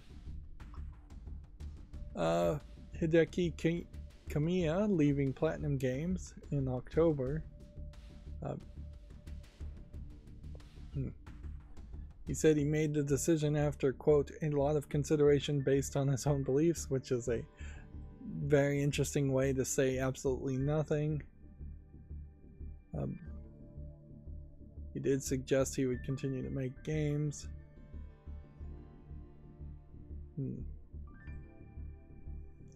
There definitely is this split here, though. Like, there's just a split between what Bayonetta in particular was and what Bayonetta became. Let's see. Let's just go to Platinum Games' official website here for a comparison here. Like, this website's pretty awful. This is the Bayonetta that he leaves on. Bayonetta Origins, not Bayonetta 3, and even Bayonetta 3 not really connected. And I don't know how much he really worked on Nier Automata, but I'm not sure he worked on the original Nier game. You can see they're kind of all over the place anyways, as far as the types of games they make. But yeah, Little Girl Bayonetta just never made any sense to me, and Bayonetta 3, it got a decent enough response, but it wasn't blowing people out of the water. If they had made the other Nier games, then why would they not list those? And then you have Soul Arresta, which is a very different looking game, and Wonderful 101, which is a very different looking game. So, and then After School Hero DLC of Wonderful 101. Several of those games feel very much targeted to younger kids, whereas Bayonetta definitely not targeted. Here we can even see there's an age verification on that. But let's, when I clicked on Bayonetta 3, these arrows are not even working. Let's see if the Bayonetta Origins has an age verification on it. I bet it doesn't.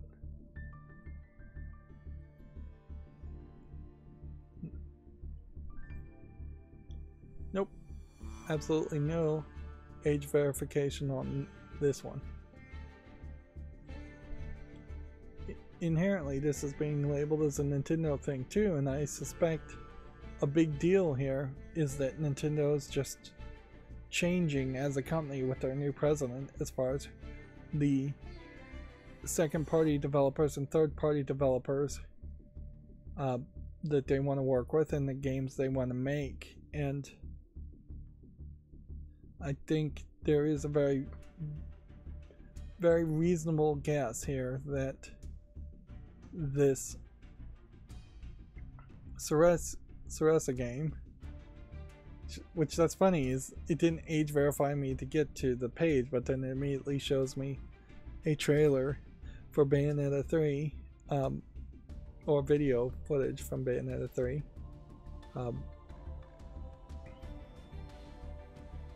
Yeah, I heavily suspect either Nintendo doesn't want to work with Platinum Games at all, or Nintendo wants to work on a full, you're going to only make kids games direction. And in all fairness, Platinum Games really struggled too. Like, Platinum Games has come out and said directly the only way they've even survived is because they managed to get Nintendo to help fund as a publisher the games that they made. Bayonetta 2 and onward, I imagine all were published and funded in part by Nintendo. So now if Kamiya wants to make something closer to Bayonetta 1 or 2, I wouldn't be surprised if Nintendo says, no, we're not going to fund that. It could be the exact opposite situation. It may very well be Kamiya wanted to make this kids game and he wants to make kids games going forward. That's possible, certainly. People get older, people have children, people have changes of hearts, people just get bored. It'll be very interesting to see what direction he goes, although inherently, if Kamiya does go in a different direction, who's to say that that's his true desire either? He may very well just end up like forming a company or working for a company that's owned by, say, Tencent, and then Tencent is just going to tell him what to do. And at a certain level, I don't really want him to just make a Bayonetta 4 or try to make a Bayonetta 4. I wouldn't hate a Bayonetta 4, but it would be nice for him just to move on overall.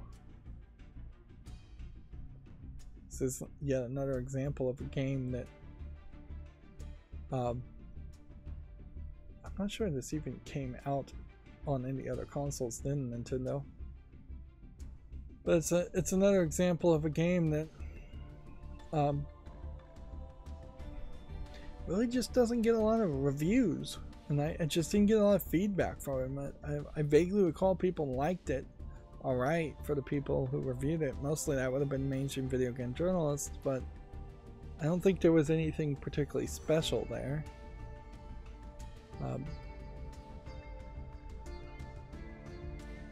So yeah, change can often be scary, but change can often also lead to something new and interesting, and new and interesting is the key phrase, certainly in video games. If anything, we really should get to a point where we don't have trilogies at all, and the concept of a trilogy should just be thrown out the window as an impossible, unnecessary concept. And at best, you're going to get a game, a sequel, and then there's going to be a fairly long break, and then maybe you'll get a new game and a new duology. I don't know if that's really a word, but we'll use it.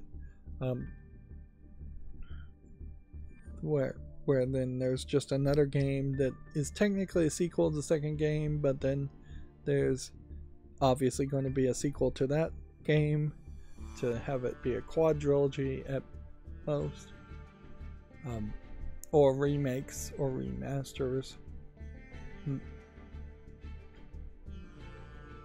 Yeah.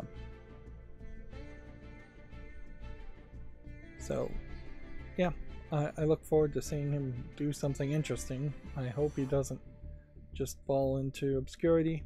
And that is all. This entire thought process is built on the idea that we're giving a lot of credit to Kamiya when maybe he isn't as big of an influencer on the Bayonetta series at all, or any of the games he actually worked on. He may very well be much more of a collaborative person who had his inputs, but other people had their inputs also. I could potentially see Platinum Games doing perfectly fine without Kamiya, and perhaps even getting more back to its roots with the Bayonetta series and their other series with Kamiya out of the picture. There definitely was some feeling around Bayonetta 3 that there was a kind of a lack of interest in making a Bayonetta game and instead experimenting with a bunch of other stuff. It would be interesting to see if that was Kamiya's influence, that there were several different gameplay styles and kind of a lack of focus based instead of it just being a pure action button mashing beat 'em up combo game. like Bayonetta 1 and Bayonetta 2. That might be his influence, or it might be the reason he's leaving is because everybody else on the Platinum Games team wanted to do something that was too out of line from what the Platinum Games had been, what Bayonetta had been in the past. And it very possibly has nothing to do with Bayonetta at all. For all we know, there could be entirely other reasons.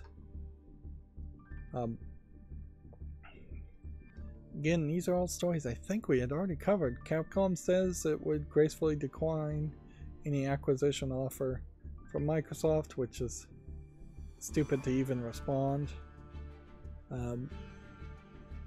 They say it would be better if they were equal partners, which is fine.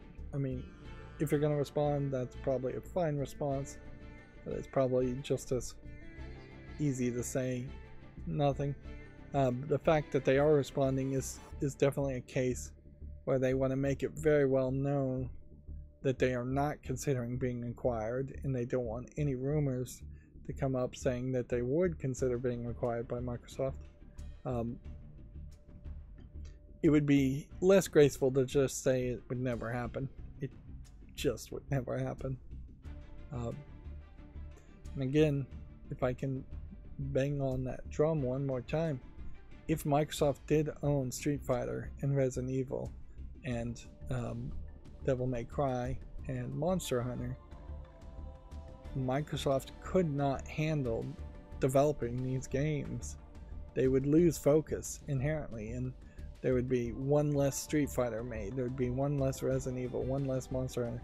Microsoft very possibly would lose any focus whatsoever on Monster Hunter and Devil May Cry. So it would not be good for the game industry at all.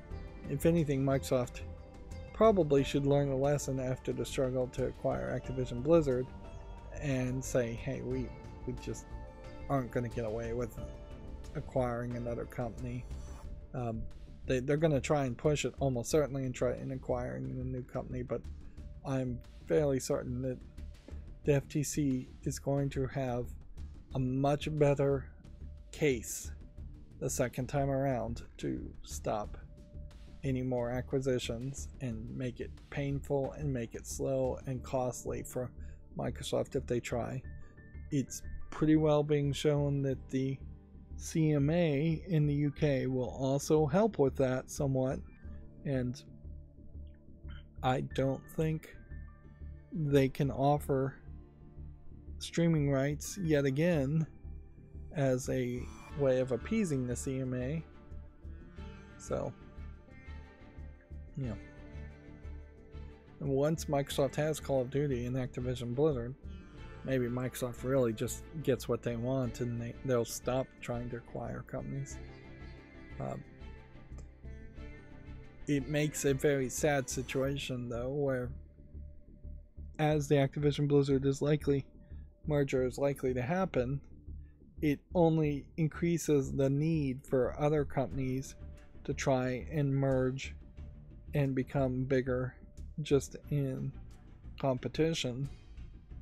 And we're just getting further and further away from small indie companies making their small indie games, and just having more diversity in the number of companies, the types of companies, the locations of companies, the people that are being employed, the way those people think.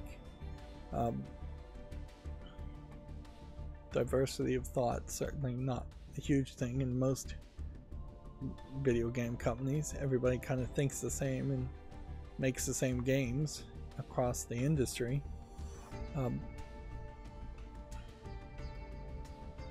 So yeah, if the FTC could split up more game companies, it might be better. If they could undo Embracer Group, if they could undo Microsoft mergers, that might be for the better, but they almost certainly can't actually pull that off, and that doesn't mean that would actually fix a lot of things.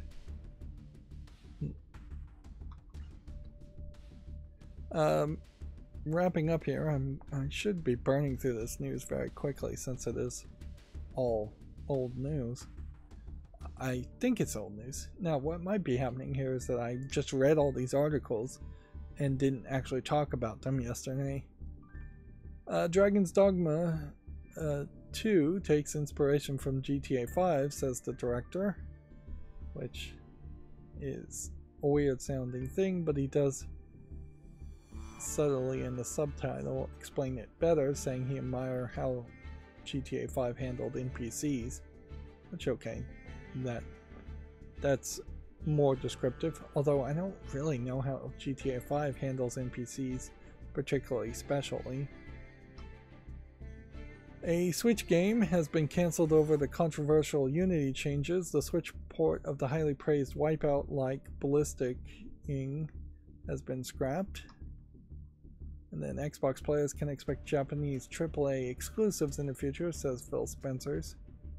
Yeah, we may very well see a case where the Activision Blizzard merger happens and then all of a sudden games like Call of Duty are exclusive in Japan, but not exclusive in the United States or the UK.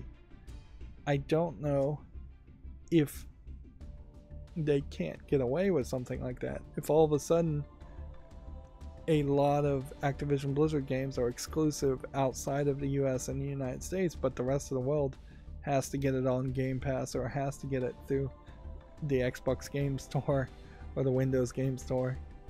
I wouldn't be surprised if they pull something like that, or at least dip their toes in the water with things like that.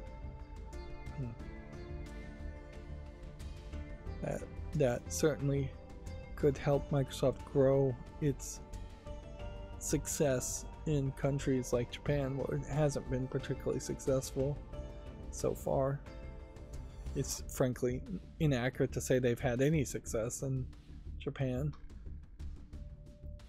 And then the last Video Games Chronicle article for today says the ransomware group claims to have breached all of Sony's systems, which we already talked about them saying they were investigating it. Which then that brings us to the Gematsu articles. Maybe this will be more interesting stuff. Let's see, Small Land Survive the Wilds launches December 7th for the PS5, Xbox Series, and PC. Let's see if we've got this on the fall list. Oh, this is so slow. There is something about Firefox, I think, in particular that makes pages load slower than I would like. And I don't think it's just my computer or my ISP causing a problem. An isekai action RPG called Mononoke no Kuni has been announced for PlayStation, Switch, PC, iOS, and Android. Which PlayStation here, I don't know if that is my rewriting plugin rewriting this for PlayStation 4 and PlayStation 5, or if they're just saying PlayStation. PlayStation 4, PlayStation 5, iOS with a lowercase I.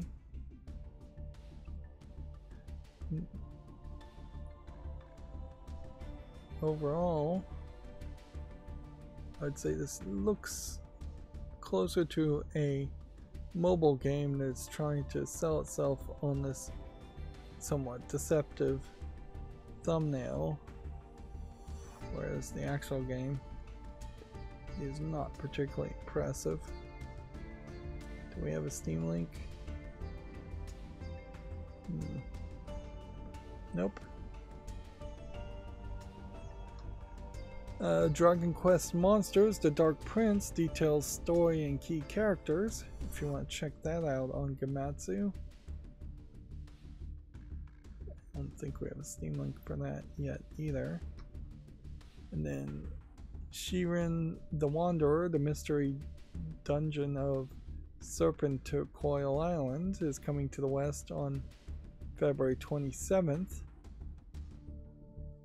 Which, let's see what the screenshots there look like. Yeah, looks like it might be a dungeon crawler. Maybe it would be something like a Zelda game. I guess inherently a Zelda game is a dungeon crawler. depending on which Zelda game you're talking about, but I always feel like Zelda games do a little something extra to not just fall under that category. Let's see. Asura the Striker has been delayed to 2024 and has a second trailer if you want to check that out. It's a shoot 'em up. Fantasy Life I, the Girl Who Steals Time, has added an artist class, which, yep. The whole Tokyo Game Show event now has to be over. I can't believe it would still be going on. This is 46 minutes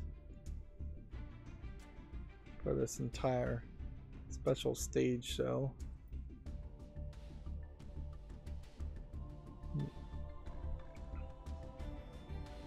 Not gonna watch all of that. I guess I'll just wait until there's a Steam link or until I have a specific trailer to watch that one. Yep. With the assumption that the Tokyo Game Show is over now, it did not seemingly satisfy my hopes that there would be totally brand new games announced, or that there would just be a lot of games announced in general. Although I may eat my words here, we may find that Gamatsu is just catching up with all the press releases, and there is a ton of announcements from the Tokyo Game Show. But if anything, it feels like this being so late in the year, Tokyo Game Show is just when they finally start to announce dates, and this is really the Japanese release date system, in which there's still a lot of room for 1 or 2 delays anyways. Here we have an article: Blue Protocol for the PS5 and Xbox Series launches this winter in Japan, and then globally it's due out in 2024. Yep. And you definitely don't want that. You don't want the Tokyo Game Show to really just boil down to, this is the event in which games get announced, release dates get announced, so everybody is disappointed. And I have a bit of a fear that that's really what it boils down to, is that they announce dates that are outside of, say, the Christmas holiday, and these are all for Japanese games anyways, so they're really hurting their chances of people trying to buy these games outside of Japan or before Christmas or New Year's happens. Let's see. A Switch game here: Momotaro Dentetsu World Chikyu wa Kibyo de Momowataru. Details its history mode in my world. I'm not sure I pronounced that anywhere close, but I keep trying. This is the train game, and there you can see some fairly weird fashion choices here, in that they're all wearing these train hats, and then they're wearing more traditional Japanese garments, or at least 2 of them are.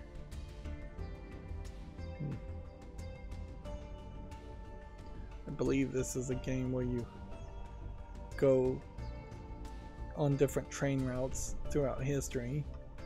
It's really obsessive as far as your love of trains. Resident Evil Village for iPhones and iPads launches on October 30th. Although, which iPhones and iPads can you really play it on? That's the question here. Because I wouldn't be surprised if they're fairly limiting this. Resident Evil Village will be on the iPhone 15 Pro, the iPhone 15 Pro Max, the iPad Air, and the iPad Pro with the M1 chip or later. Whereas Resident Evil 4 will be playable on the iPhone 15 Pro, iPhone 15 Pro Max, and every iPad and iMac with the M1 chip or later. Which, slight difference there, in that Village weirdly not coming to Macintosh computers, even ones that have the M1 or M2 chips, which are the only two options. And it's not coming to the standard iPad. Resident Evil Village isn't, which maybe there isn't an iPad with an M1 chip in it, and maybe only the iPad Air has had an M1 chip. I'd have to do research to figure out which one of these statements is better. Is the iPad Air and the iPad Pro a better selection than every iPad with an M1 chip or later? This is probably a better statement, frankly, and supporting Resident Evil 4 is probably easier than supporting Resident Evil Village.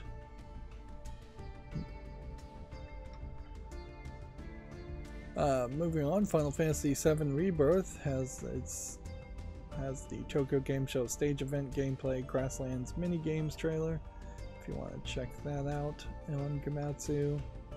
Sword Art Online Lost Recollection demo launches September 26th. That was the game I was looking at. And yeah. As far as the characters I recognize from Sword Art Online, there's this lady and this guy who are kind of the two protagonists, or were originally in the original anime series. And then this is his sister in real life. And these are all computer avatars that they're in. And then I don't think I've ever seen this one, this one, this one, this one, this one, or this one. I may have seen this character and this character. At some point, the Sword Art Online series stopped after the first series being a single romance story between this character and became a harem story between this character and all the other female characters here. There's like one guy here, whereas everything else is extremely heavily female. And yeah, there's so many like spin-off and sequels that are not really connected sequels to Sword Art Online. It has really just gone in far too many different directions. It is your very standard problem with mangas and even light novels to a lesser extent, and anime series, is that whatever form factor a story starts with, it very often is written and pitched by the first few chapters or the first season, and then after that first season or those first few chapters get released, well, now you've got to stretch your story out, and your premise was very often written to not be that stretchable.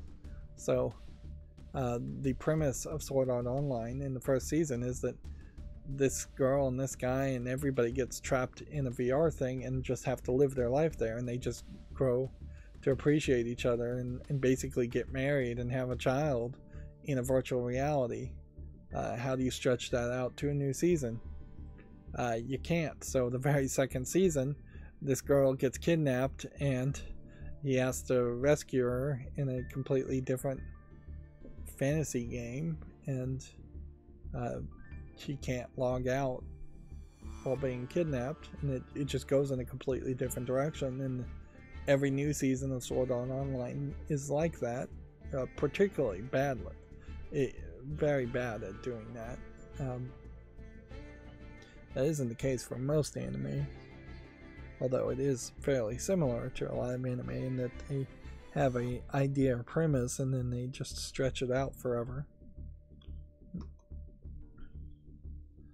Let's see, moving on, Deca Police has a Tokyo Game Show 2023 stage event gameplay, if you want to check that out on Gematsu.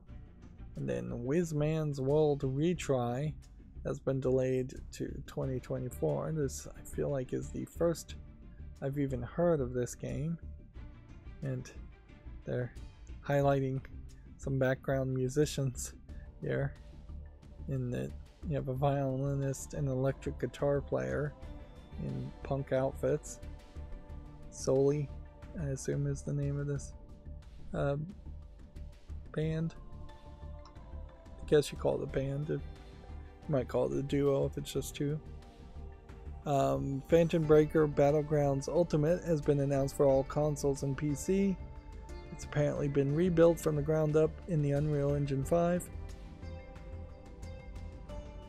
I didn't really talk about it much, but there is definitely this problem with the Unity engine in that if you have the free license of the Unity engine, or if you had the free license of the Unity engine, then you would make your game in such a way that you had to say made with Unity at the very beginning when you first launched the game. So that creates this weird unfair comparison where all the bad games, all the cheap asset flip, low effort shovelware, I don't use the phrase shovelware enough probably,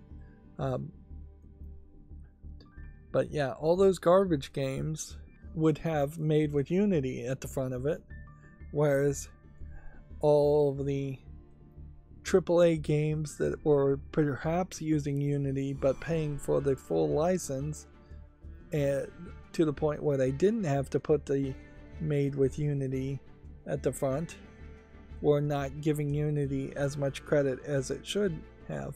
And at a certain point that falls down to just Unity failing to really advertise or try and advertise to developers and gamers that their game was made in Unity. There is definitely room for a Wikipedia online that says this game was made in this engine, this game was made in this engine. A lot of games probably won't ever tell you what engine they made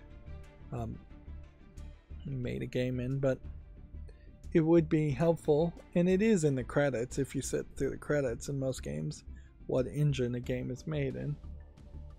But yeah, having it right at the front of a bad game that you may only spend 5 minutes on, then uninstall and refund, painted unfairly Unity with a bad brush to say that bad games tend to be made in Unity. Same is kind of true with RPG Maker, although in that case I'd say RPG Maker for the most part deserves the criticism it gets because they don't have even a single RPG Maker game that they've done a good job of pointing to and saying, hey, this is how we intended for people to use our engine, and here's an example of a good AAA game using our engine.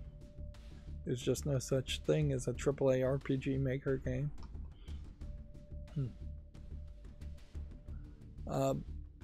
And yeah, I don't think Unity has really fixed that either, so even going forward and trying to change their rules, they still are going to try and have people with the free and low tier versions put made with Unity in the front of their game, when maybe that's not the best thing.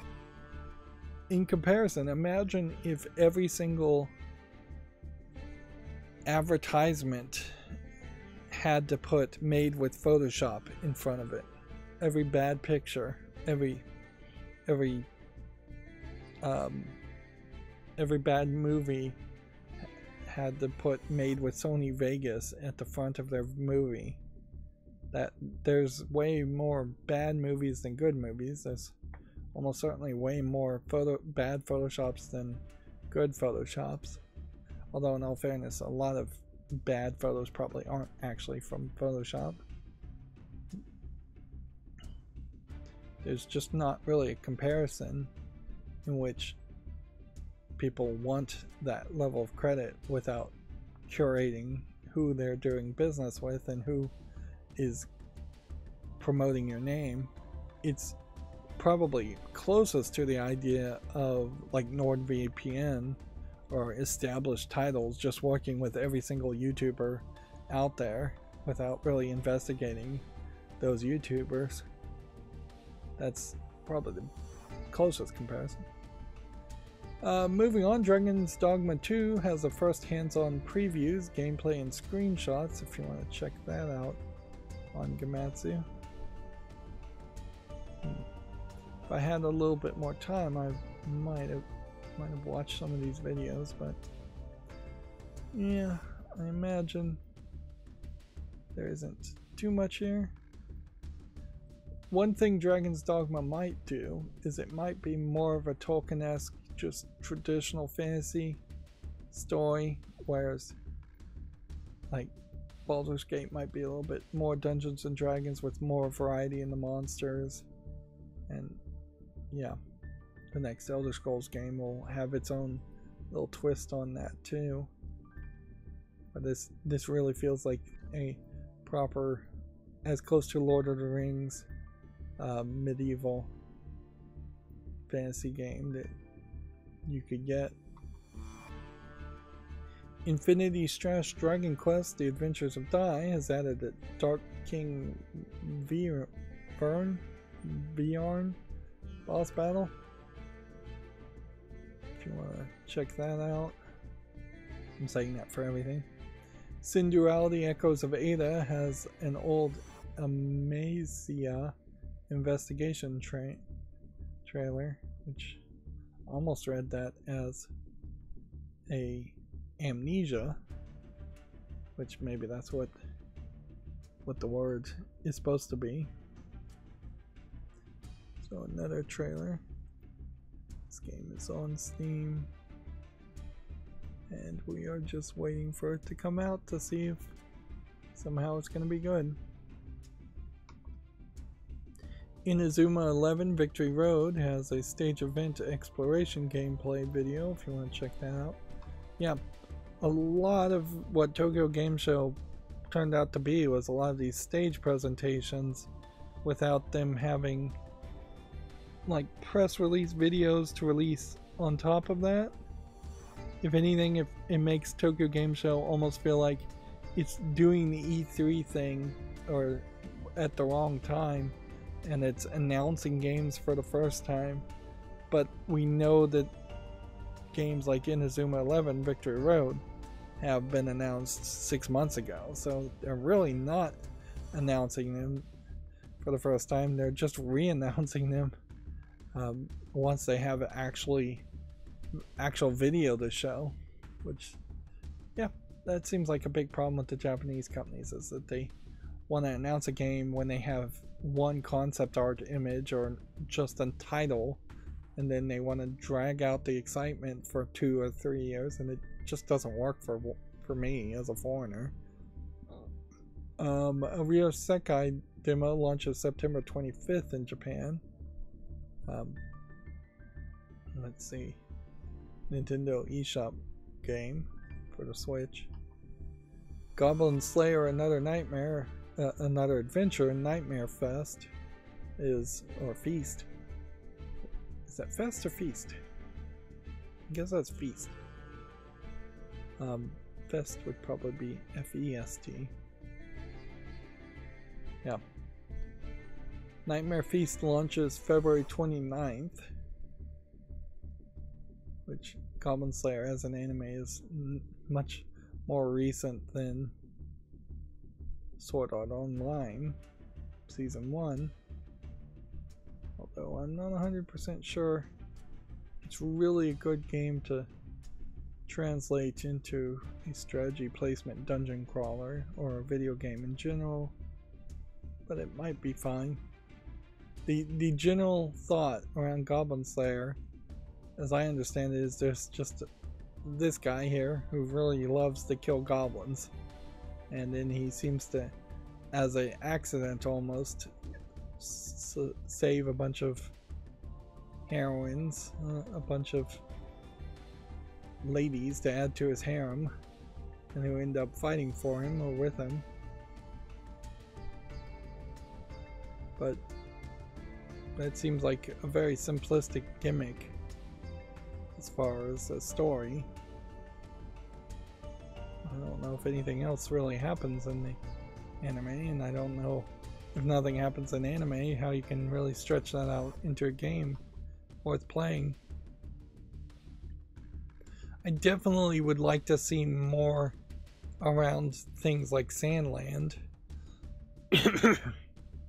where you have the original creator or artistic creator of Dragon Ball making a whole new character, even if it is a weird animation style and a weird character, for a whole new game.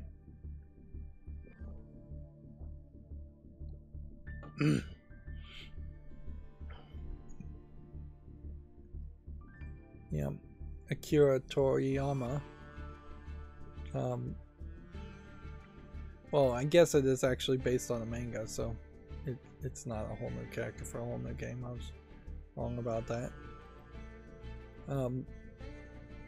It definitely is a different style, something you would expect from the original creator of Dragon Ball, even more than Dragon Ball Z. This might be one of those games where I really should play it and cover it, and a lot of people, video game critics, should play it and cover it, and it's just going to be too Japanese of an RPG for people to give it the time of day and give it a chance. And I guess I can't really complain too much of moving late into the night when I intentionally started this stream saying, hey, this was going to be an off hours stream. But yeah, we are certainly going in that direction. This week's Japanese game releases, in contrast to the Tokyo Game Show announcements, are Fate Samurai Remnant and Ys Nordics and more. Let's see. EA Football Club 2024, Floral Flow Love, Girls Frantic Clan, Hitman World Assassination for the PS5, World of Assassination. This is actually quite a lot of games being released, and a decent amount of them being released for the PS5 and PS4. No, I'm not sure I've ever seen a game here that exclusively was for the Xbox Series or Xbox One. Notice here that they're even combining Xbox Series and Xbox One, where they're separating PS4 and PS5. Yeah, that is quite the list. Although these digital lists may be getting a little bit shorter. They may be actually moving closer to more physical releases in Japan. Less digital downloads. And then we've endlessly speculated around Hideki Kamiya leaving Platinum Games. So he's leaving on October 12th. And yeah, I don't think there's anything else to really say. We could say, well, does he have something he's hinting at by what he's wearing or by what is blurred in the background? And yeah, I severely doubt that that's the case, that there's any secrets in the pictures. This looks like this is a Wonderful 101 badge. So you could maybe take from that he doesn't hate Wonderful 101.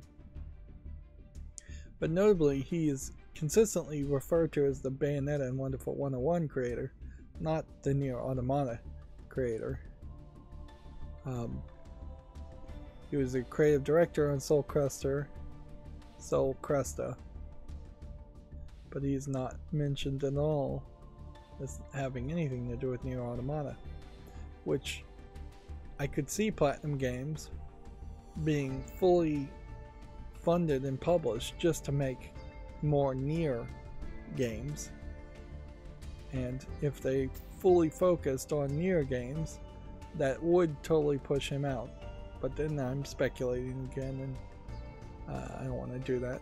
It would make a lot of sense though. Nier Automata was a major success, so it would make a lot of sense that if they were involved in it, they may just have to go towards their success and make another Nier game. Although I'm not sure how many more Nier games you really need to make. Uh, the Legend of Legacy HD Remastered has been announced for the PS4 and 5 and the Switch and PC, which that's a funny name, and I don't recognize it ever coming out before. Apparently it's some kind of turn-based RPG. It's not particularly that interesting. Now, one of the things as I'm making YouTube shorts from these links is that I'm going to have to definitely program these to not be premieres. I don't think you can premiere YouTube shorts, but if I do have them as premieres, I mean, it may not matter, but that's going to be a lot of premieres at that point. It's going to be a lot of craziness. All I can do is really experiment and hope that maybe somebody will gently give me feedback if I'm spamming too much.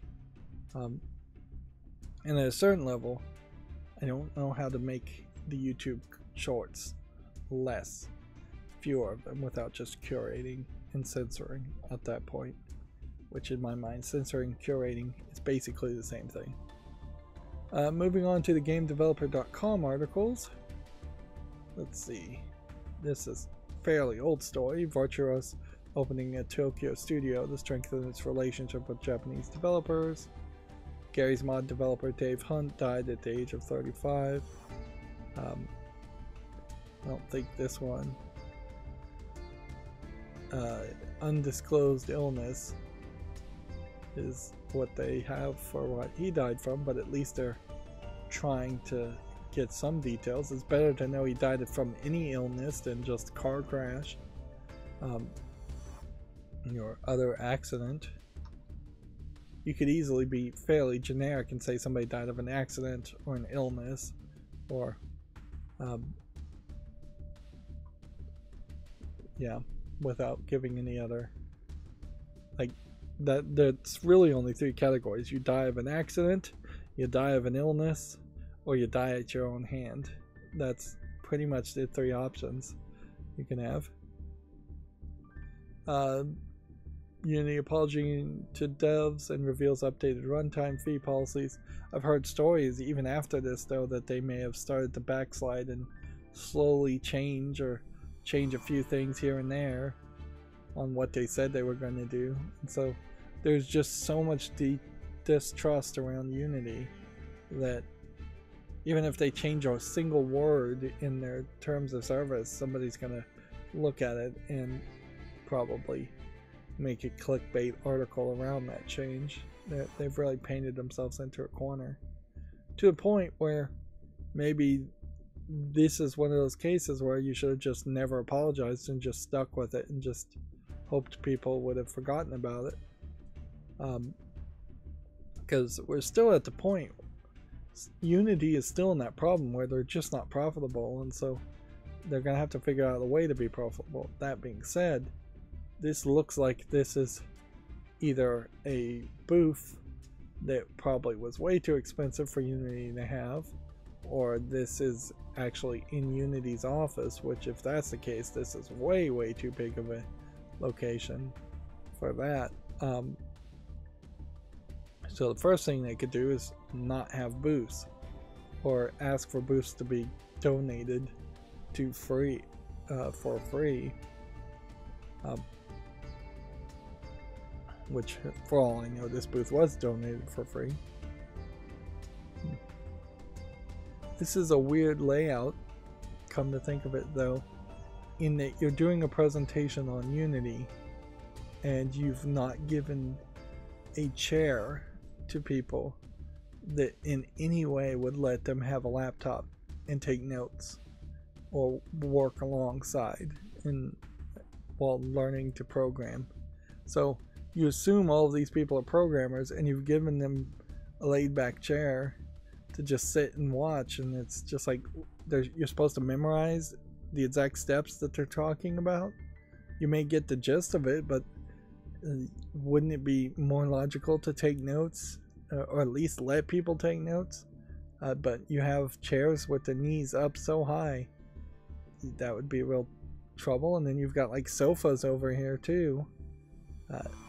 It's just not the best setup. Ideally, you would want them to have at least a little bit of a desk on the side, like in a college, if not a full desk in front of them, with plugs and outlets and Wi-Fi and all of that set up. Frankly, just having full-on desks and everybody with a desk with plug outlets watching and programming along would get your message passed, I think, better. But I'm not sure what message they even really need to get state in a booth presentation. Moving on, Rockstar's GTA Plus service includes classic Rockstar games. We had already kind of talked about this.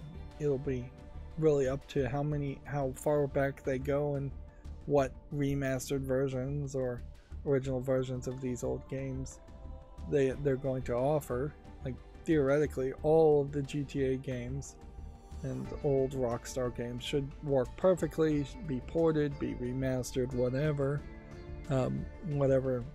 they've gotten up to as far as remastering and porting. But yeah, even at that, I still question if you really should have a service like that where it's exclusively GTA games or Rockstar games. Rockstar does not have a big enough portfolio to really justify that.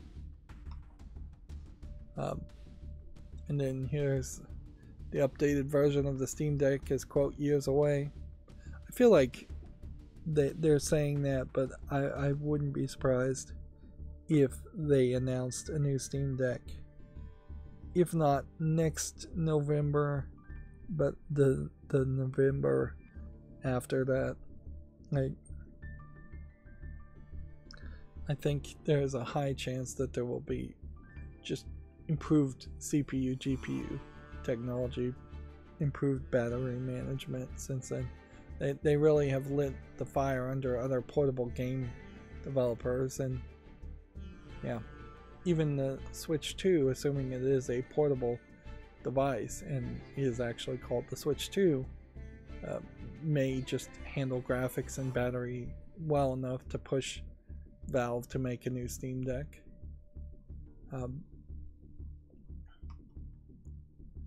And then Roblox cut 30 members of its talent acquisition team due to adjusted hiring needs. And then Creative UK is going to support devs and other creators with a £35 million investment fund. The organization had previously invested in studios like Future Lab and Fallen Planet, both of which I think I recognize the names of, but I couldn't tell you what they really ended up making, if they made anything.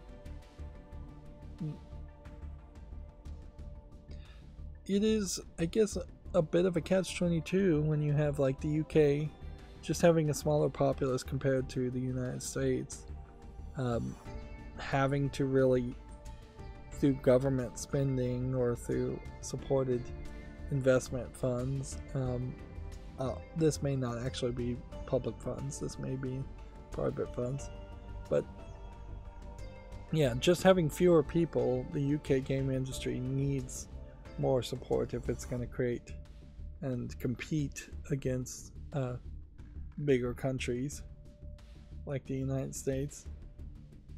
And so far, I'd say I don't really feel like the UK game companies are competing well enough or creating enough things. Hellblade: Senua's Sacrifice is kind of an example of them trying really hard for visuals, but then really just making a walking simulator. Dear Esther, another UK-based project, as I understand it, really one of the worst examples of just making a walking simulator and not trying that hard. Noticeably, there is not a specific UK-based game that I can mention other than Hellblade: Senua's Sacrifice that just feels like it knocked the gaming community out of the water and was an amazing experience. Maybe that's because I'm just being a little myopic, and there actually have been several UK based games that have been absolutely great, or maybe it's just that hasn't happened yet, or they've done a really poor job of advertising. In all fairness though, if you were to say Ubisoft games are actually French games, because Ubisoft is in France, most people wouldn't think of the Assassin's Creed series as being a French game, or Ubisoft games as being French games. Games in general tend to be developed in multiple countries and multiple offices, but they all feel like Western games, or they all feel like Eastern games in my mind. And you can draw a very specific line between this is a bright, colorful anime game, so it's an Eastern game, and this is a brown color palette, hyper realistic game, so it's a Western game. And then, yeah, Hideki Kamiya.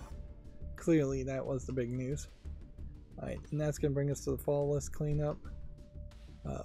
Let's see, we've got a 2021 game here with only 5 user reviews. We'll get rid of that. We have a visual novel that is mixed. We'll get rid of that. We have a 2021, looks like it might be a player versus player game.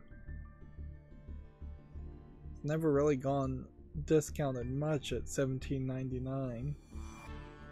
Let's see, Kuko's Lost Pets, 3D platformer. 90% positive with 11 reviews though since December of 2021. It's just not relevant at that point. And this very possibly was a game that I was giving some slack to due to the pandemic, but at this point, if your game just didn't sell because of the pandemic, it's just never gonna sell. And arguably, maybe a game like this, you make a quick remaster of it and try and sell it again, maybe it would work a second time, but probably not. This is another example also of a game that clearly had some fairly high critical praise with all these things on the thumbnail, which Steam said they don't want that, by the way. They said stop doing that, but I guess maybe a bunch of old games just haven't updated their thumbnails and Steam hasn't caught them. Let's see. Doomer Rhythm Baseball, it says. So this is some kind of rhythm baseball game.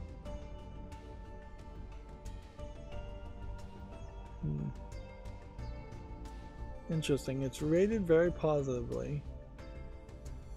Let's go down into the description. We almost never do this.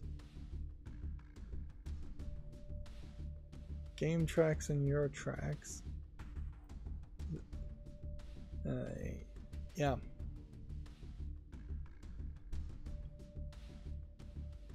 So it analyzes your music and then you draw where the baseball parts are. Well, honestly, this doesn't look terrible as an idea as far as a rhythm game. Although it is kind of silly here that you're hitting the ball and then waving up and down on the wavy baseballs. It looks like you're avoiding or catching the gold balls. English and Russian audio supported. Yep. There's not quite enough polish here. Kind of simplistic user interface. It doesn't look terrible. But also just because it's a rhythm game, I'm going to have to say no to it. Yeah, I'm just not going to be able to, as a content creator, play audio that would almost certainly get content ID'd. It's weird that you have all this Asian writer here when it only really supports Chinese at the very bottom and Korean. Yeah. Here we have another 2021 game that's not relevant, so it's gotta go. And here we have basically the same game and same thing, not reaching 30 reviews in a reasonable amount of time. Korean Dynasty is mixed, so it can go. I may have a clean sweep here of games I remove. Coring VR, Wonderland. Yeah, I think we can go ahead and remove this, although for VR games it is very colorful. 6 mini games in VR, selling for $15.99.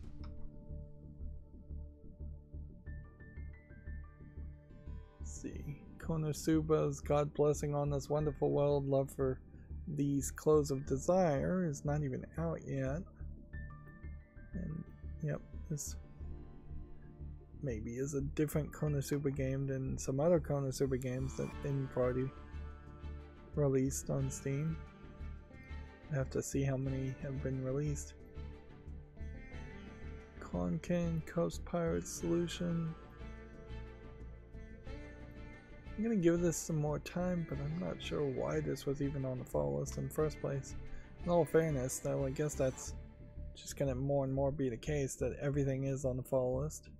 Same is probably true with this, is that it needs more time. So with that, that's going to bring us to all the new games. So let's burn through all the new games. And then tomorrow we'll be burning through all the new games again. Here we have one that I'll leave censored for a second, called Bomb Crossing. That's $1.39. And weirdly seems to have no mature content warning on it, but I would say there's definitely an emphasis here of showing cleavage and lewd clothing.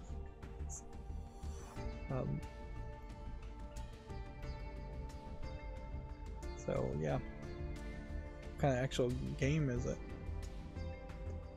I think it's probably a match 3 game. I didn't even pay attention enough to figure that out. It's a cheap game is what it is. A cheap game trying to sell on lewdness and yet still trying to stay out of the adult section. Petty's Adventure Volcano. Yeah, I'll make a short on it. I'll be generous. Gunslinger.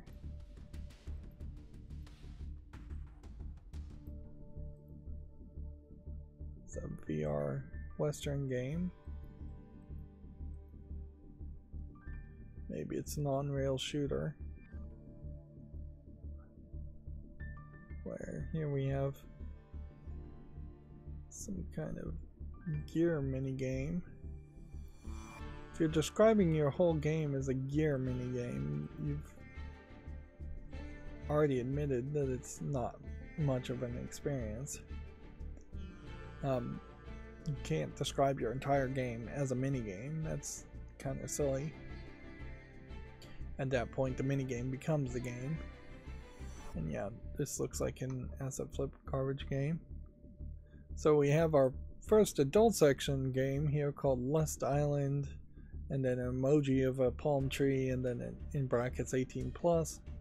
It's 3D CGI, realistic color palette, Western art style characters, although there is also 2D versions of the characters in the when they're talking to you. And if anything, it kind of feels like it might be more of a adventure game, hidden object game, than just a standard visual novel.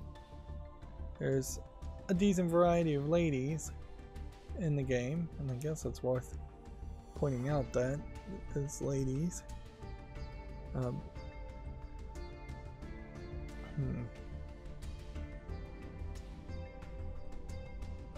But I wouldn't say the art looks amazingly good. $6.19. It says it has English full audio. Yeah. Let me scroll down here more and see if I can confirm if it is kind of like a hidden object game.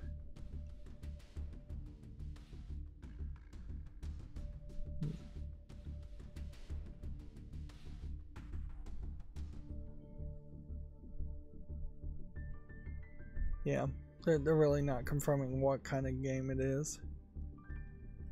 The fantasy of being trapped on an island with a bunch of pretty ladies does have fewer games that I've seen around that than I would have thought.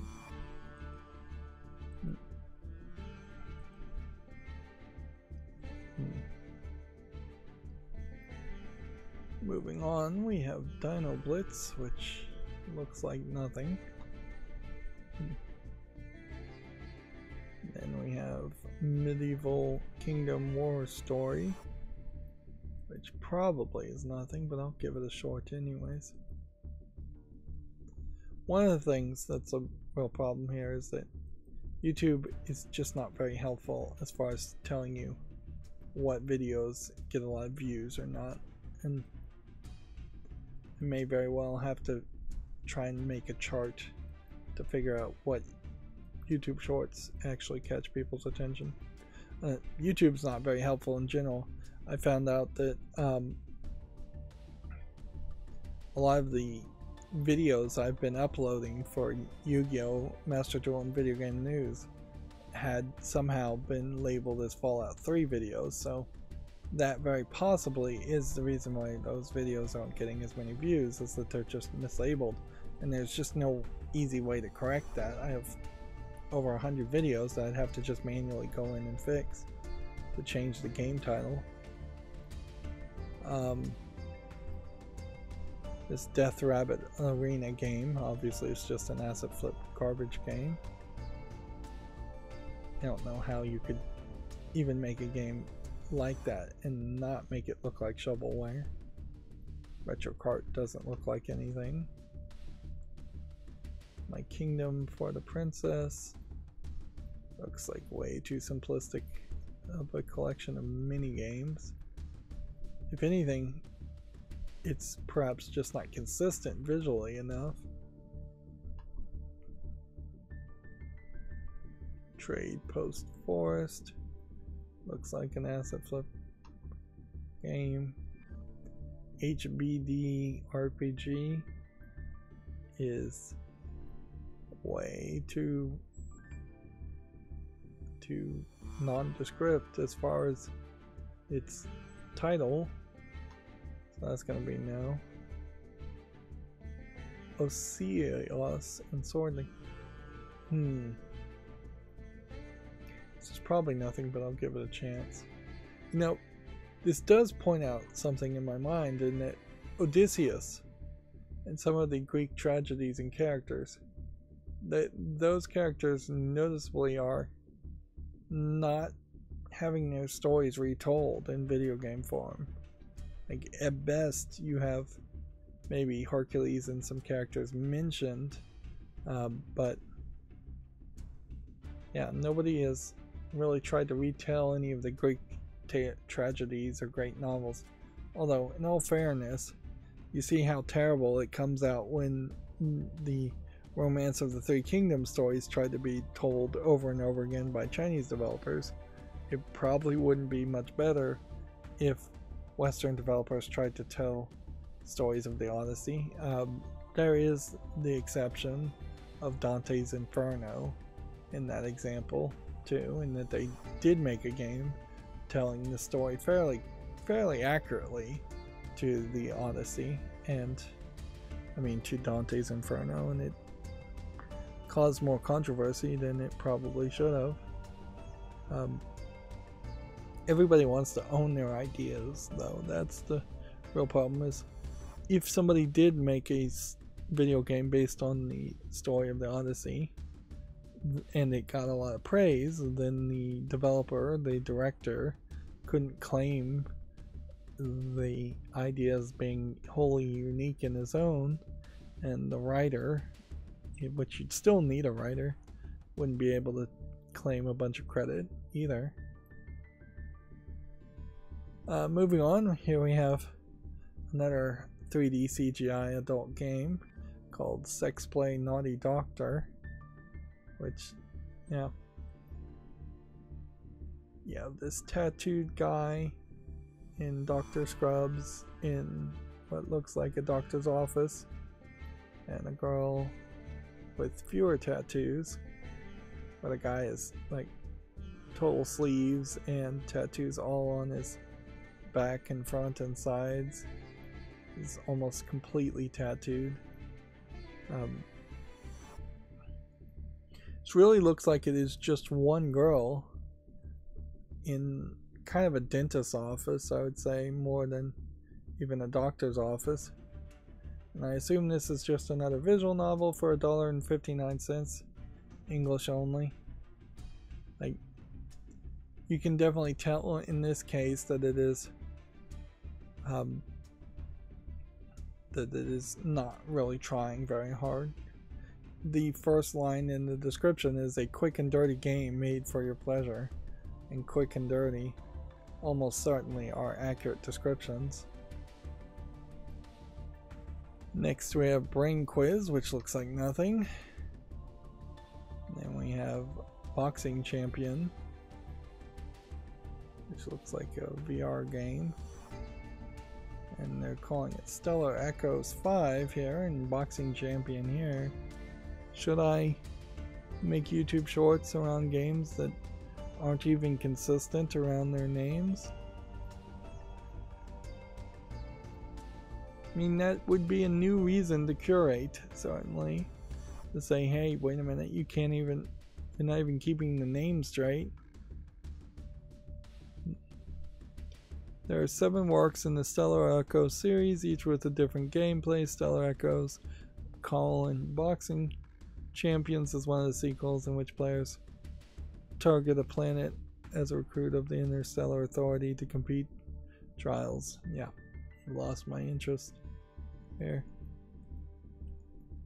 Yeah, I think this is a new way to say no to games and not put them on the follow list, not make YouTube shorts on it. Is if there is this idea of I'm naming my games based on a series just because these are the games I'm making, instead of them having similar gameplay mechanics and a similar narrative that's connected. Now, inherently, there are a few games out there that have drastically shifted how that you play them with sequels. I'm not sure it's ever worked particularly well. Darksiders 2 is kind of an example of that, and then Darksiders 3 kind of being an example of that too. But also, but that may really be the only real example of drastically changing the games. Otherwise, most people would just call them side games. I'm pretty sure this game, The Attic, is just a asset flip horror game, so I'm going to say no to that. Let's see. 100 Fires, The Rising of Red Star, Episode 3. If we were to investigate if there's a 1 or 2 here. See, Episode 1 came out in 2021 and is positive with 15 reviews, so pretty relevant. Then 2 has only 5 reviews, and so now he's putting out a new game every year basically. And this developer is trying to make Metal Gear Solid clones. And I guess congratulations for trying. Unfortunately, your clones have not caught enough people's attention to be relevant. So I have to say no to it. Here we have another SCP games. This one looks a little low polygon-y, and dark screenshot syndrome seems to be a problem too. Next we have Civilization Simulator, which looks like nothing. And then we have Sengoku Shangikyo, which, yeah, looks like a really bad mobile game, so I'm going to say no to that. Here we have a game called Maze Shooter, or Stellar Echoes Maze Shooter. So it's not even a case that this Lee Yin developer has been slowly making Stellar Echoes games. He's straight up flooded the Steam marketplace with all of these, what you would call demos or student projects or vertical slices all at once. I mostly would just call them garbage games. Same is the case here. We have yet another Stellar Echoes game, and here we have yet another Stellar Echoes game, and here we have yet another Stellar Echoes game. Most of these all look like they are first-person shooters anyways, so the idea that they would be different seems to be a bit of a stretch. And if we move from one person who's flooding Steam, we'll move to another person with yet another hidden cat, hidden animal game.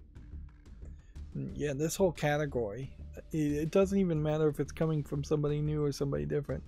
This category of seeing what would be a hidden object picture sold in a hidden object book being turned into a video game has completely lost my attention at this point. I just don't see any reason to highlight this or make YouTube shorts on it.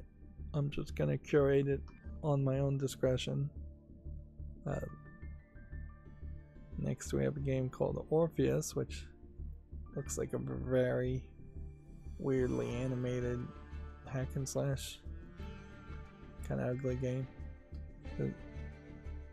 The inconsistency of artists' styles is once again being highlighted here, in that this thumbnail looks fairly different from these characters, and then even these characters are in no way connected. And I would say even this guy seems like a fairly different style from the other characters. There are actually there is that one company that was making visual novels based on classic Greek stories, but then they were turning all of the characters into anthropomorphic animals, furries, for no reason. And I haven't seen one of their games in a while, so I guess they probably have run out of ideas or slowed down. You could pretty easily make a visual novel that was just more traditional art styles around a lot of the great novels. Slaughter the Last Outpost has a level of polish on it that it deserves a follow. Lisenberg, here it just looks like some kind of VR early access asset flip game. Here we have one of these Chinese chess games. It doesn't have enough polish, you can tell by the thumbnail alone. Blackjack Simulator 2024. I'm always looking for a good gambling game, but they always get kind of limited in that they want 59 cents just for blackjack. And then what's going to be different in 2025 versus the 2024 version, and there's just kind of nothing special here. particularly when you compare it to, say, Tabletop Simulator, where you have a lot more opportunity to play different games. Village here. I'll give Village a chance out of generosity. Dark Odyssey. Looks like it's probably nothing, but I'll give it a chance too. Retooled. I don't think there's enough here.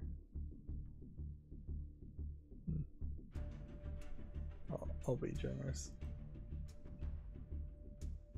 These Doomed Isles. Some kind of card-based. You harvest cards to raise land from the sea and build settlements. Interesting idea.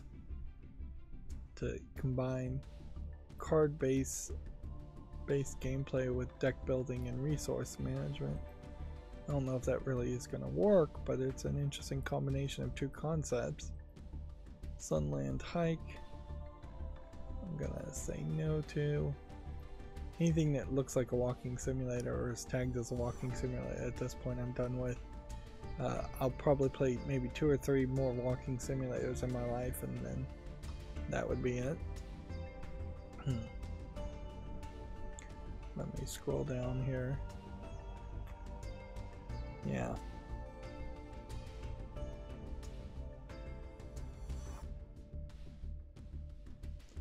Here we have a game that's not in the adult section that says it has nudity in it.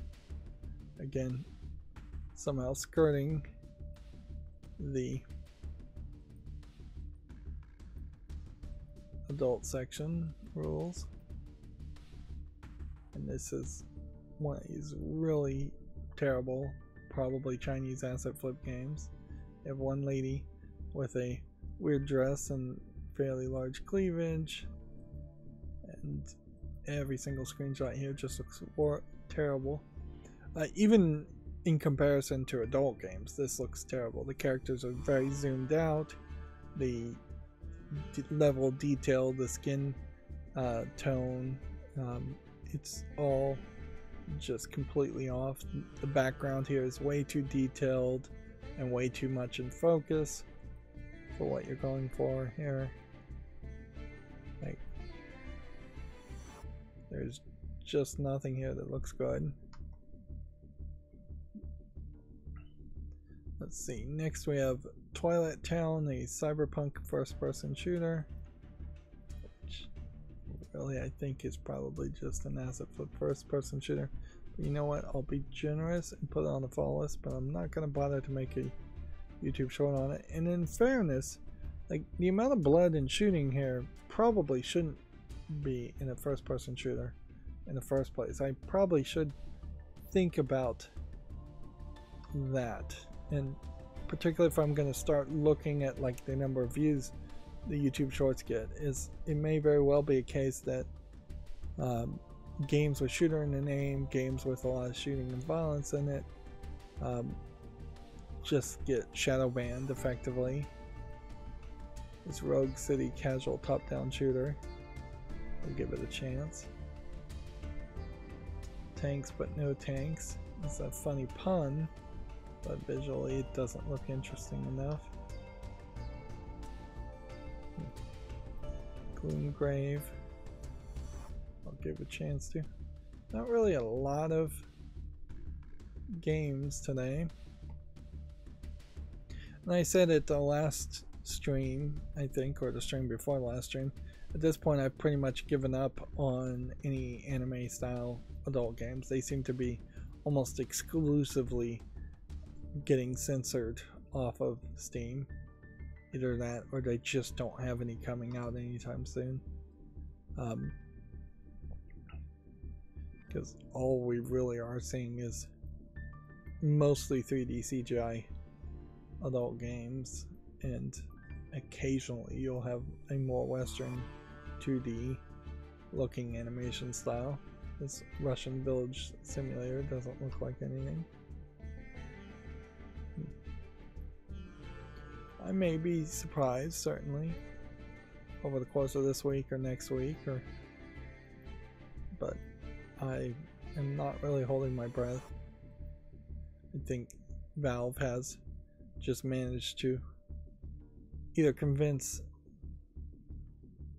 the anime style to not make adult games anymore and not try to bother to put them all on Steam, or they've just managed to distract enough people with other announcements with the Steam Deck and things like that there's just not that much of a pushback. And it's easy to see where there wouldn't be that much of a pushback when all adult games are getting hidden in an adult section that 99% of players aren't even aware exists, let alone viewing.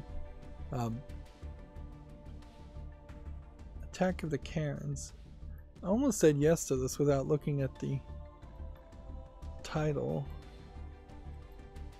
Do I want a meme game? No, which is kind of a shame because this doesn't look terrible as an actual game. It weirdly has more polish than you would think. Project Planet, Earth versus Humanity. I'll give that a chance. And then RoboDunk. A robot basketball. I'll give that a chance too.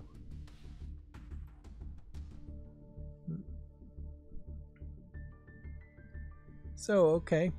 Well, that was the stream. We'll see. I'll be back sometime tomorrow and we'll see what new news.